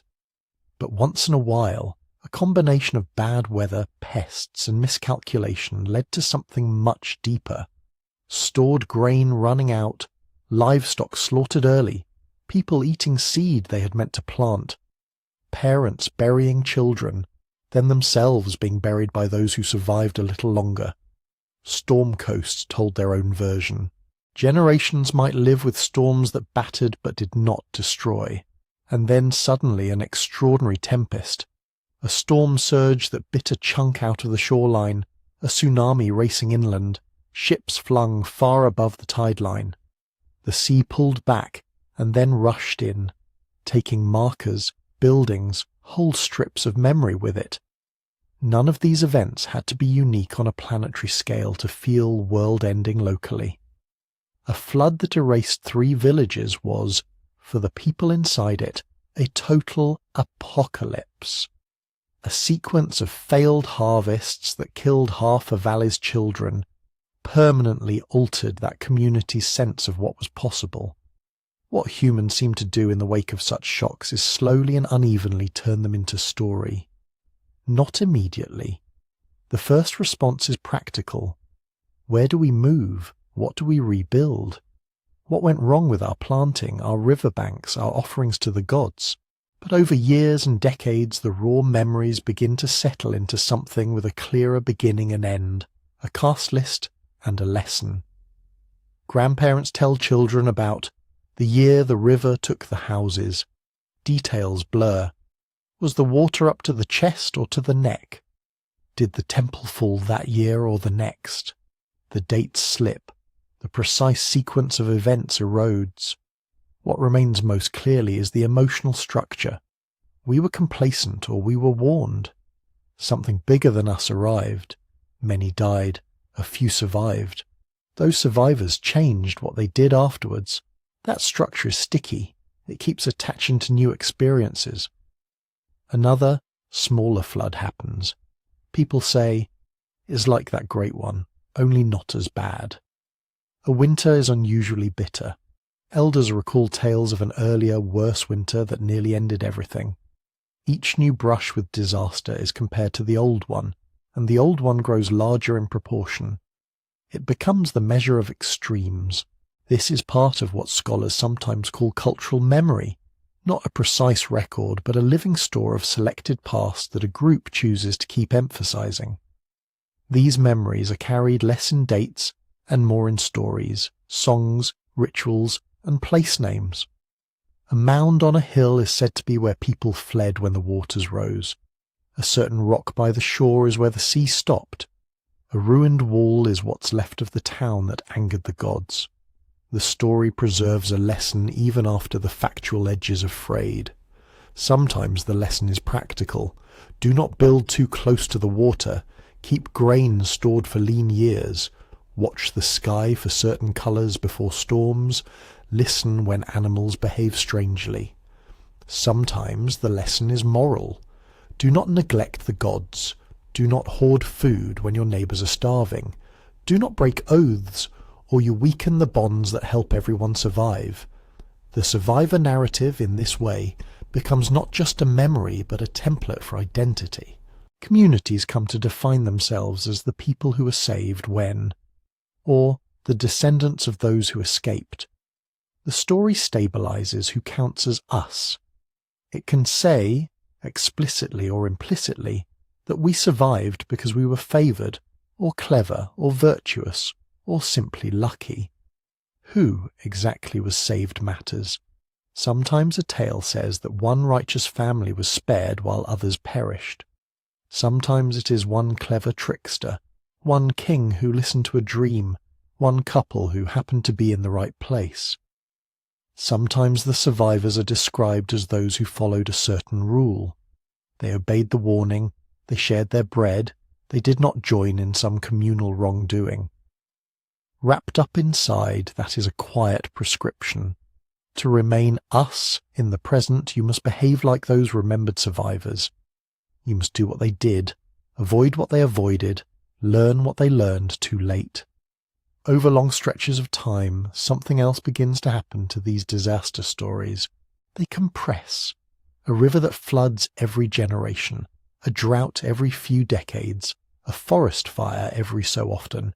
If you zoom out far enough, they begin to blur into a pattern of, again and again, the world almost ended. When tellers look back across the hazy centuries, there is less interest in individual events than in the grand outline. There was an age before, then a great destruction, then a new beginning.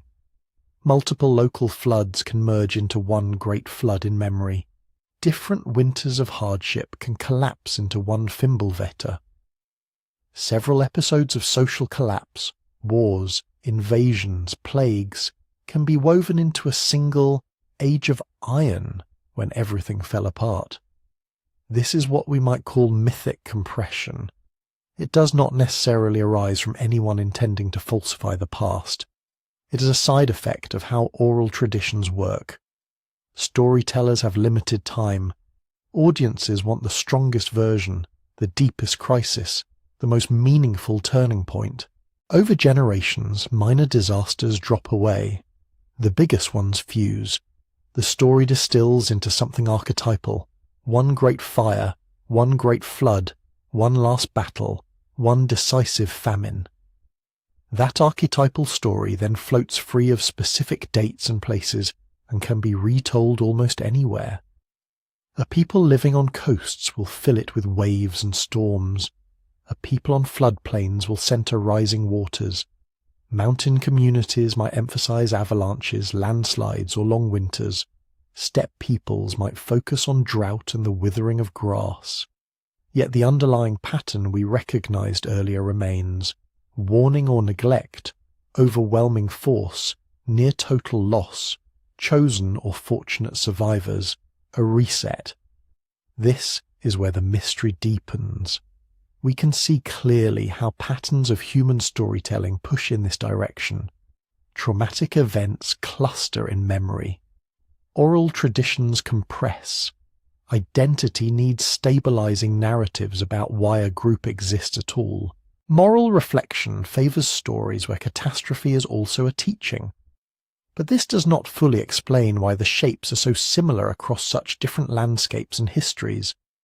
Cyclical floods in Mesopotamia, seasonal monsoons and river overflows in India, fires and droughts in Iran, storms and sea ice in the north, earthquakes and volcanic eruptions around the Mediterranean, all converging, over time, on stories of world ages, of cosmic fires, of cleansing waters. We do not need a single shared global disaster to account for these echoes. Local experiences filtered through the human habit of mythic compression and the needs of cultural memory can generate strikingly parallel end and reset stories on their own. Even so, when we lay them side by side, the resemblance remains unsettling. It is as if, scattered across time and space, different communities kept stumbling into the same narrative mould.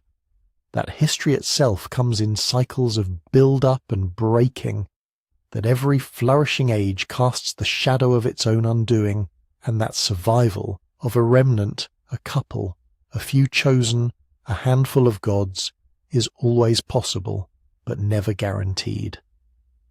From here, the question turns outward from memory to power, how those who ruled, taxed, and commanded armies began to harness these deep disaster stories, weaving them into visions of empire, collapse, and divinely sanctioned ends.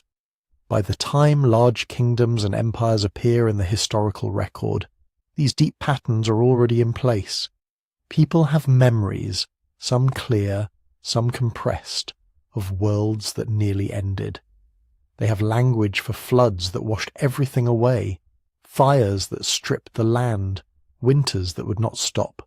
They have moral templates in which catastrophe is not just random, but somehow deserved, or at least meaningful. Into that mental landscape walks empire. From the ground level, life under empire did not usually feel like a grand civilizing project. It could feel like a slow crisis stretched over generations. New rulers with strange languages, demands for labor and taxes, conscription into distant wars, foreign soldiers quartered in your town, local gods sidelined or absorbed into somebody else's pantheon. If you were a peasant on a floodplain, the river might still be your main danger. But now there was another less visible force that could pull everything out from under you. A king who raised the grain levy, a governor who commandeered oxen, an army that trampled fields on its way to somewhere else. For many people, the world was not an abstract planet. It was a social and political fabric, kin networks, village elders, cult statues, market days, seasonal rites, When those were disrupted by conquest, forced resettlement, or administrative reorganization, the sense of an ending was not metaphorical. Their world had, in a very real way, ended. Ancient writers who lived close to these fault lines did not always have the freedom to say that directly. It is risky to publish a tract that reads, in effect, "The king is unjust, his city is doomed, and the whole imperial order deserves to fall." Scribes depended on patrons. Prophets could be imprisoned. Storytellers were listened to, but also watched. So the critique moved sideways, into symbol. You begin to see political realities translated into cosmic language. Empires become beasts, hybrid animals with iron teeth, many heads or wings that should not belong to them. Great cities turn into a single exaggerated figure, a whore, drunk on the blood of victims, decked in jewellery paid for by tribute. Courtrooms of flesh and stone become divine assemblies in the heavens where human rulers are summoned, weighed, and sentenced. On the surface, these are visions about the end of the world. Underneath, they are often about very specific powers. In such texts, the apocalypse is not merely a natural disaster scaled up. It is a trial. The earth shakes because the current regime rests on stolen ground. The sun darkens because justice has been eclipsed. Stars fall like defeated generals. The old order is not just swept away by chance. It is condemned, found wanting, and replaced. The promise at the end of this narrative is a reversal. Those who are high will be brought low. Those who are humiliated, taxed into debt, displaced from ancestral land, made into labourers on someone else's temple, are cast as the meek who will inherit. The last become first, sometimes literally. The remnant that survived the empire's violence is reimagined as the seed of a purified future. This is where older reset stories become politically potent. If your culture already tells tales in which a corrupt age is wiped clean by water or fire, it is a small step to say, our present rulers belong to such a corrupt age. If myths already speak of a time when the gods started over with one justified couple or one faithful family, it is easy to picture your own small oppressed group as that seed of renewal. The story does two things at once. It delegitimizes those in power by casting them as residents of a doomed age, and it comforts the powerless by assuring them that their suffering is not pointless, that history itself is about to pivot, that the violence they endure will be answered, that their humiliation will not be the final word. You can hear this double motion in many apocalyptic traditions.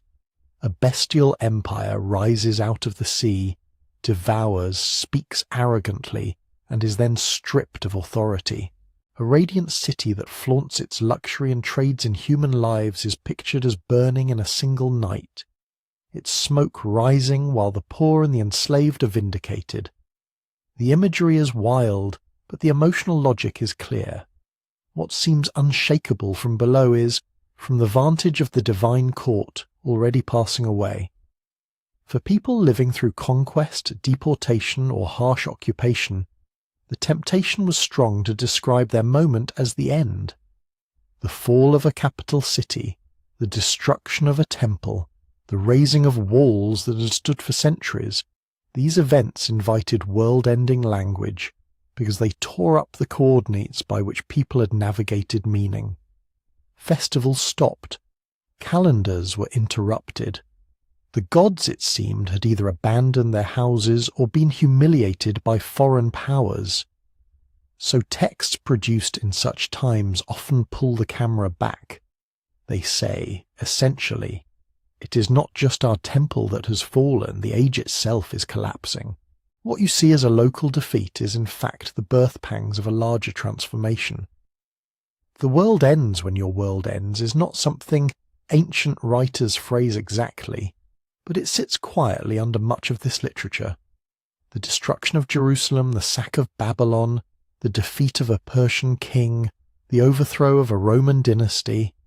These are narrated in terms that reach for the sky, not only because the sky feels grand, but because only that scale seems adequate to the experience. Yet even as these texts speak of endings, they're often careful about one thing. They rarely hand out precise calendars. You do find dates in some late traditions, and calculations about how many years remain in a given age. But much of the classic apocalyptic language works through symbols, numbers that are more evocative than arithmetical, and images that feel specific without tying themselves to a day and hour. This caution may have several roots. Part of it is practical. Predict a date, and time itself can discredit you.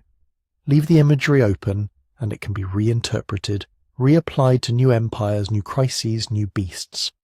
Part of it is also theological or philosophical. If history is under divine control, it is presumptuous for any one seer to claim to know the exact schedule. Better to speak in visions and patterns, to say that certain kinds of injustice summon certain kinds of collapse, without dictating when the hammer must fall. And part of it may simply be that symbols do what plain timelines cannot. A beast with many heads can stand in for one empire, then another, then another. A burning city can be Babylon or Rome or any centre of power that seems to grow fat on other people's suffering. The language remains sharp and consoling long after the original reference have faded. In this way, apocalyptic speech under empire becomes a kind of reusable mask, through which the powerless can look at their rulers and quietly say, "This too will pass. This too is only one age among many. Behind your palaces and armies, another order is waiting to emerge. From here, it is only a short step back up into the stars, where calendars, constellations, and slow celestial cycles offer yet another canvas on which to project these hopes and fears about endings and beginnings. If you live without electric lights, the sky is not background. It is theatre, clock, and scripture all at once. Night after night, the same points of light rise and set. Some patterns never move with respect to the others, the constellations that wheel predictably from horizon to horizon. Others wander along a narrow path. The planets, the wanderers, bright and slow, sometimes halting, sometimes looping backward in strange retrograde arcs. To us, this is astronomy textbook material. To them, it was lived experience. If you are a farmer, herder, or sailor, your survival depends on knowing when the rains will come, when rivers will swell, when certain winds will shift. You start to notice that particular stars are linked to particular seasons. The first appearance of a bright star before dawn seems to coincide again and again with the start of flooding, or the time to sow, or the beginning of dangerous storms. So you begin, carefully at first, to build a calendar out of the sky. Many early cultures did this with remarkable precision. In Mesopotamia, scribes recorded detailed observations of planetary movements and eclipses. In Egypt, priests tracked the heliacal rising of Sirius and tied it to the Nile's flood. In Mesoamerica, long before European contact, astronomer priests built intricate counts that synchronized solar years, ritual cycles, and the slow drift of Venus. The more regularity you find, the more tempting a thought becomes. If the heavens run on cycles, maybe everything does. It is one thing to say, the flood comes roughly every year. It's another to say, history itself moves in great circles. But once you're surrounded by repeating patterns, sunrise and sunset, waxing and waning moons, constellations returning to the same patch of sky, it becomes easier to imagine that ages of the world too have their own seasons. Numbers step in here as a kind of comfort. If the future is terrifying because it is unknown, you can try to tame that terror by fitting it to a pattern. Not just sometime there will be a flood, but every X years. Not just one day there will be a fiery judgment, but at the close of this age, after so many cycles have run their course. Long count frameworks begin to appear. In Mesopotamian king lists, dynasties are sometimes arranged according to enormous spans of years, as if rule itself follows a hidden rhythm of rise and fall. Later, in Greek and Roman thought, you find the idea of a great year, a vast cycle after which the stars return to their original positions, and the world, in some sense, resets. In India, the doctrine of yugas extends this impulse to an immense scale, ages that decline in virtue and length, looping through cosmic time far beyond any individual lifespan. We should be careful here. The degree to which ancient observers understood very slow astronomical motions, like the precession of the equinoxes, is debated. Some scholars see hints that certain cultures noticed long-term drifts in where the sun rose relative to the stars. Others argue the evidence is thin or ambiguous. What is clear is that people were keenly aware of more accessible cycles, year-length patterns, lunar months, planetary synodic periods. Even without precise mathematics, those patterns were enough to support speculation. If Jupiter takes about 12 years to complete a circuit, if Saturn moves even more slowly, if certain planetary alignments seem to recur after long intervals, perhaps great historical events too come in waves. Perhaps the rise of empires, the fall of cities, even the cleansing floods and fires operate according to a deeper celestial clock. In this imagination, the stars are not just lights, they are a schedule. From there, the moral layer is almost inevitable. If the sky is orderly and repeating, and if the gods are associated with heavenly bodies, then the moral order of the world can be pictured as fitting that same regularity. Justice, in such a view, is not random intervention, it is cyclical correction. Corrupt ages grow heavy, stagger, and then, on schedule, are wiped clean. As above, so below is a later phrase, but the instinct behind it runs deep. Harmony in the heavens suggests that there is a right arrangement on earth, when rulers are just, when rituals are kept, when calendars are honoured and sacrifices offered in due season, things feel aligned. When injustice multiplies and rights are neglected, people imagine the cosmos itself going out of balance, eclipses as warnings, comets as omens, strange alignments as signs that the great cycle is tilting toward collapse. Numbers reinforce this mood not just in theory, but in practice. Calendars carve time into meaningful blocks, weeks, months, years, jubilee periods, eras. In some traditions you find 7-fold patterns, in others 12-fold or 60-year cycles. Elsewhere, complex interlocking wheels where ritual time and solar time mesh, and then drift apart and then click back together. Each completion of a cycle carries psychological weight. Finishing a count of years can feel like approaching a threshold, an invisible hinge where the world might be more vulnerable to change.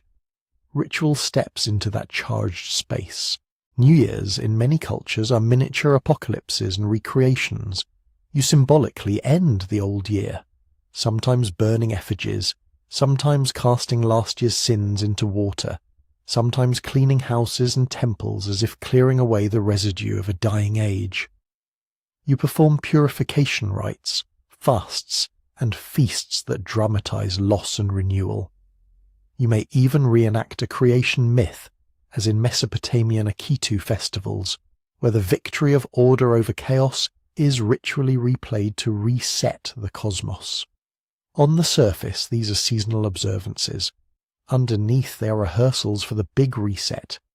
If every year ends in a little death and begins in a fresh start, then imagining a final definitive version of that process is not a leap.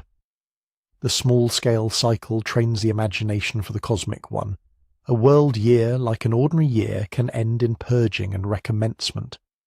A decaying age can be ritually mourned and then replaced with a golden one where order and justice are restored.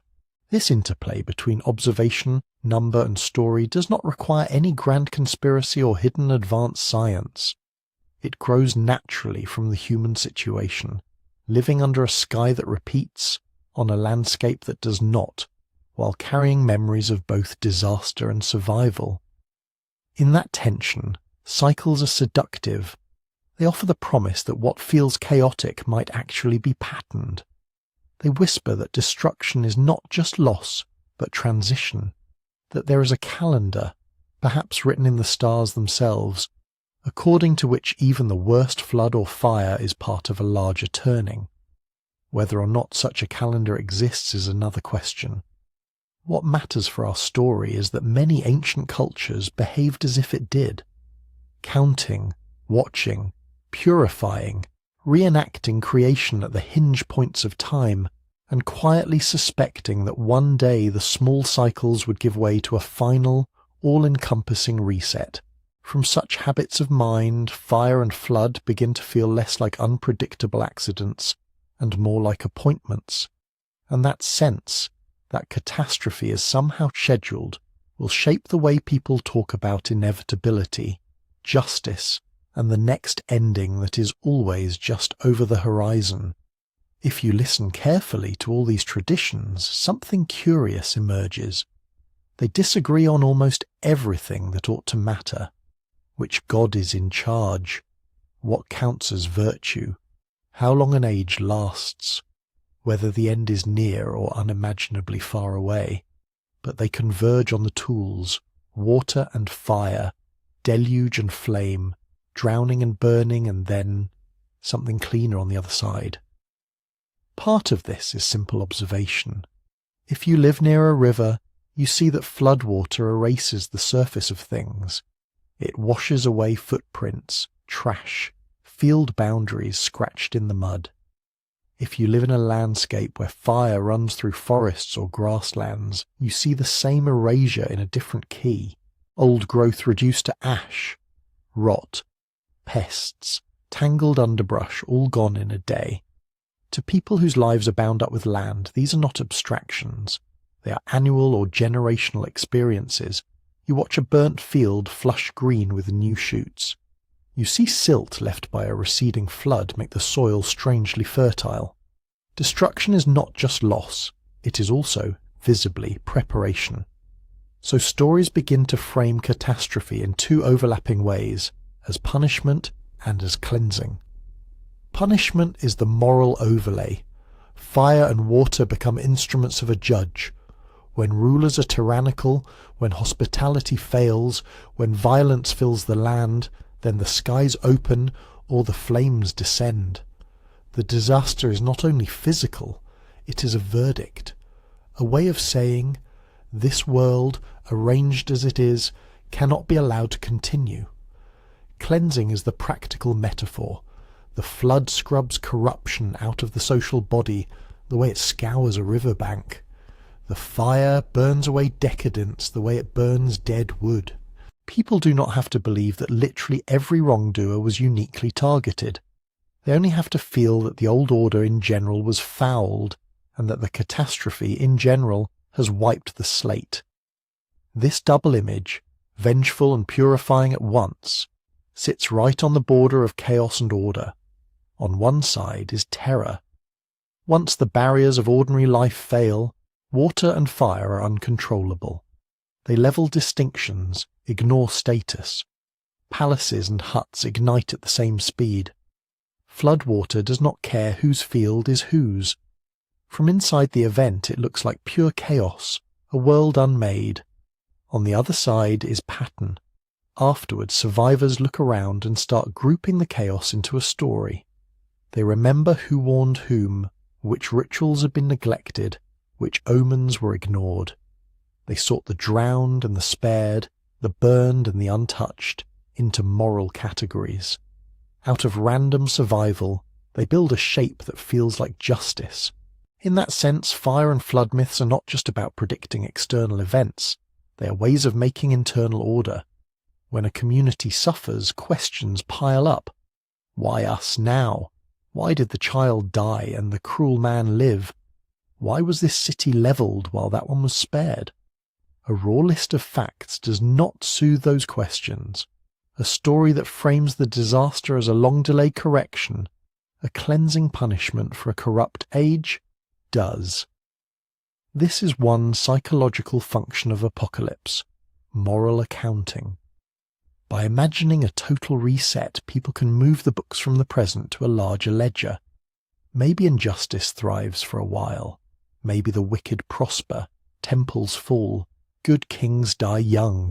But in the long run, at the end of the cycle, in the final flood or fire, accounts will be balanced. What the current moment refuses to explain, the imagined ending will. There is another function that lives right next to it: anxiety relief. If you exist in a world where droughts, plagues, invasions, and earthquakes loom constantly, fear can become diffuse and paralyzing. Anything might go wrong at any time for no reason. That is a hard environment in which to make plans or raise children. An apocalypse story, for all its horror, is oddly clarifying. It says, the world will end like this, not in 1,000 small unknown ways, but in one great known one. A flood will come when wickedness reaches a certain point. A fire will sweep when the age has decayed enough. The conditions are vague, but the outline is firm. This does not remove fear. It gives it a shape. You can respond to a shaped fear. Perform rituals, observe laws, watch for signs, argue with neighbours about whether the end is near. Even if those actions have no physical effect, they transform helpless dread into structured concern. They make catastrophe negotiable, if not in reality, then at least in imagination. There is also a storytelling reason why these myths lean toward total destruction. History is messy. Real cities do not simply fall. They decline economically, change hands politically, burn and are rebuilt, suffer epidemics, recover partially, merge with neighbouring powers. Trying to narrate that honestly produces long, tangled accounts full of exceptions. Apocalypse collapses all that into a single turning point. Instead of 1,000 gradual shifts, one flood. Instead of centuries of creeping corruption and reform, one firestorm that draws a line between before and after. For storytellers, and for audiences trying to remember and transmit a lesson, this is efficient. It gives memory a hinge to swing on. When you say, in the days before the flood, you are not mainly talking about meteorology. You are marking a moral border. Everything on one side belongs to the age of arrogance. Everything on the other belongs to the time of humility and rebuilding. The image of water covering the earth, or flames consuming the horizon, stamps that border into the imagination, in a way lists of dates and causes never could. But these are not purely doom-saturated tales. Almost always there is a remnant, a family on a vessel, a pair of humans fleeing the flames, a child hidden, a righteous man preserved, a seed of grain tucked away in a sealed container. The pattern is simple but powerful. The world ends, and yet some piece of it passes through the fire or water intact. This is how reset stories keep hope alive. They do not promise that your town, your dynasty, or even your species will be spared. They promise that meaning will be, that however savage the purge, there is a world after the world, a restored garden, a renewed earth, a cleansed city, an age where justice for a time aligns with power. For people living in precarious conditions, that promise matters. It tells them that their suffering is not mere waste. It can be woven into a larger narrative arc, the darkness before the dawn, the sickness before the cure. Even if the cure lies on the far side of their own deaths, even if the new world is one they will not personally see, hoping toward it makes endurance feel less pointless. All of this brings us to an uncomfortable edge. When ancient texts describe floods and fires and endings, what are we really reading? Are they faint memories of particular disasters, magnified and mythologized? Are they sincere predictions based on observed cycles in nature and the sky? Or are they mirrors held up to recurring human patterns, corruption, collapse, rebuilding? cast in the language of water and flame because those are the sharpest tools the mind has for imagining a clean break. The evidence does not let us choose one answer with confidence. Probably all three are present, braided tightly together, history wrapped in symbol, fear translated into schedule, moral reflection poured into the moulds of river and lightning and sun. What is clear is that, by the time these stories reach us, fire and flood no longer feel like random threats. They feel like characters already waiting in the wings, not yet on stage, but inevitable somehow, as if the script of the world includes their entrance. Whether that script is written in the climate, in the stars, or in the deep habits of human storytelling is a mystery we have not yet solved, and perhaps never will. So where does that leave us, drifting here at the end of all these endings? We have walked through Mesopotamian floodplains and Hebrew covenants, Zoroastrian fires and Greek ages of decline, Stoic cycles and Hindu yugas, Norse winters, and the strange shining imagery of revelation. We have watched worlds drown and burn and freeze and crack apart over and over in different languages and under different skies. And yet, when we put them side by side, they do not line up as evidence for one single, provable, global apocalypse in the past or in the future. They line up as something subtler and, in a way, harder to grasp, a habit of imagination. Again and again, human beings in wildly different places and times reach for the same shapes when they try to speak about time running out. A great washing, a great burning, a last winter, a final accounting, a broken age replaced by a better one, or at least a cleaner one. You could say this is just what happens when fragile animals notice that rivers flood, forests burn, volcanoes erupt, empires fall, and stars follow regular paths. The patterns outside press in on the mind, and the mind replies with stories. You could say it is trauma, echoing down generations. A remembered flood in one valley is retold and retold until it becomes the flood that covers the earth. A memory of famines and invasions becomes an age of iron that will surely be melted down and reforged. You could say it is politics, disguised as prophecy. A priesthood or a movement looks at an unjust order and declares, "This will not last. The sky itself will testify against it." The end of the world becomes very conveniently the end of the current regime. You could say it is simply how we manage fear. Instead of living with vague dread that anything might end us at any time, we draw one big circle at the far edge of history and write, in thick letters, "Here." This is where the reckoning happens. This is where all unfinished business finally stops being unfinished. Each of those explanations has some truth. None of them cancels the others. What remains, after we list them all, is a quieter question.